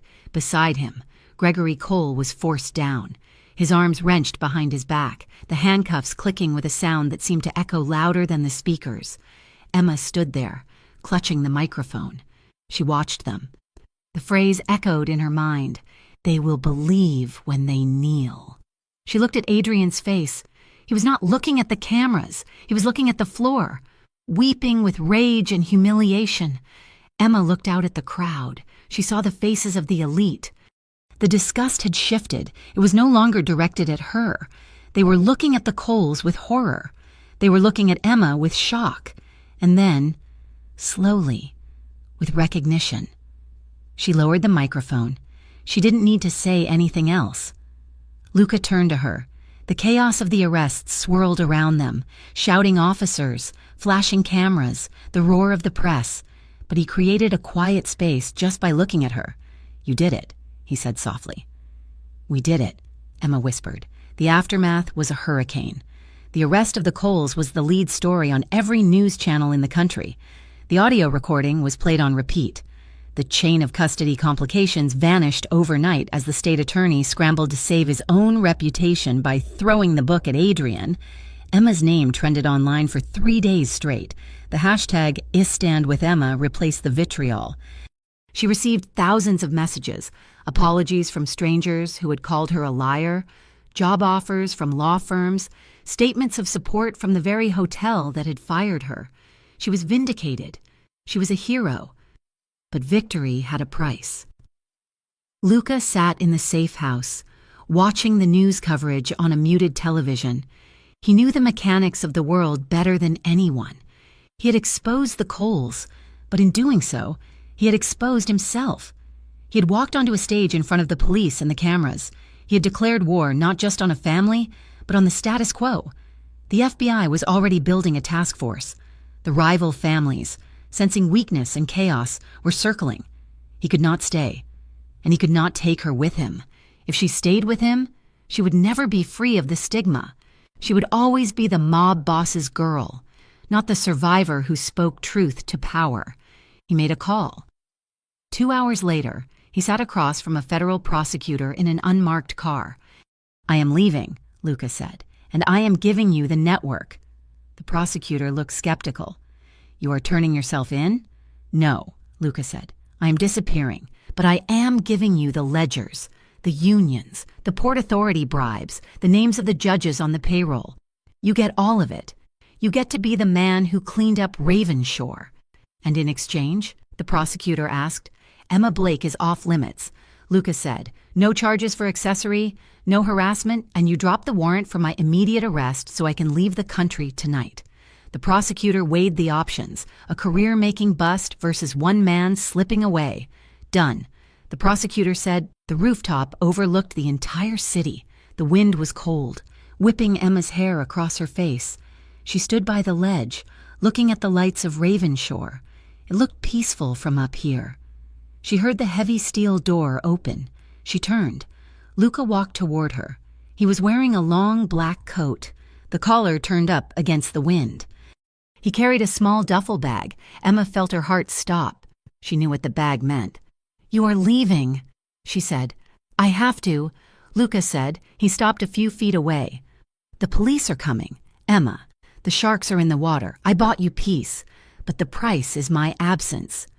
"No," Emma said, rushing to him. She grabbed the lapels of his coat, clinging to him. "We can fight them. You have money. You have lawyers. This is not a fight we can win in a courtroom," Luca said gently. He covered her hands with his. "And I will not drag you into a life on the run. You just got your life back. You need to live it. I don't want it without you." Emma cried, tears spilling over. "I don't care about the reputation. I care about you. You are the only one who saw me." Luca let go of his bag. It dropped to the gravel roof with a thud. He reached for her. He pulled her against him with a desperation that mirrored her own. One of his hands splayed wide at the small of her back, pressing her into him. The other cradled the back of her head, his fingers tangling in her hair. He kissed her. It was a slow, deliberate kiss. It was not the frantic collision of the safe room. It was a goodbye. He was memorizing the taste of her, the feel of her breath, the curve of her lips. He kissed her until the world narrowed down to the two of them, suspended above the city they had conquered together. When he pulled back, his forehead rested against hers. His eyes were dark and shining.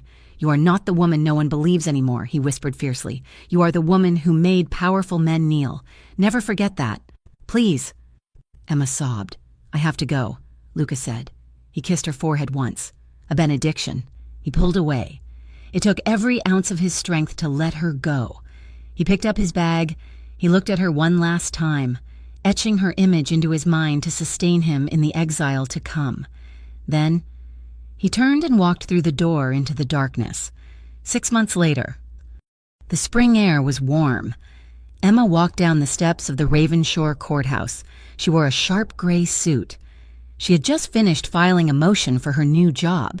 She was now the lead paralegal at a firm dedicated to victims' rights. She walked with her head high. People recognized her. Some nodded respectfully. Others looked away. She didn't care. She knew who she was. She stopped at her mailbox on the way home. Amidst the bills and flyers, there was an envelope. It had no return address. The stamp was from a country she had to squint to read. Emma's heart leaped. She tore it open right there on the sidewalk. Inside was a single sheet of paper. The handwriting was bold and familiar. "The shadows are long here. But I watch the news. I see you standing in the light. Build your life, Emma. Make it strong, because one day the heat will die down. And when I return, I want to stand beside you in the light, not pull you into the darkness. Wait for me." Emma pressed the letter to her chest, right over her heart. She closed her eyes and smiled. It was a smile of pure, unadulterated hope. She looked up at the sun. She was ready to build. She was ready to wait, because she knew, with the certainty of a woman who had walked through fire, that their bond was forged in truth. And truth was the one thing that could never be broken. Thank you so much for listening to this story. I hope you enjoyed the journey of Emma and Luca. It was an emotional ride from the depths of despair to the heights of justice. Please leave a comment below and tell me where you are listening from. I would love to know how far this story has traveled. And if you enjoyed this, please subscribe to Mafia Romance Stories for more tales of passion, danger, and redemption. Share your thoughts in the comments. Did you like the ending? What do you think happens when Luca finally comes back? I can't wait to read your theories.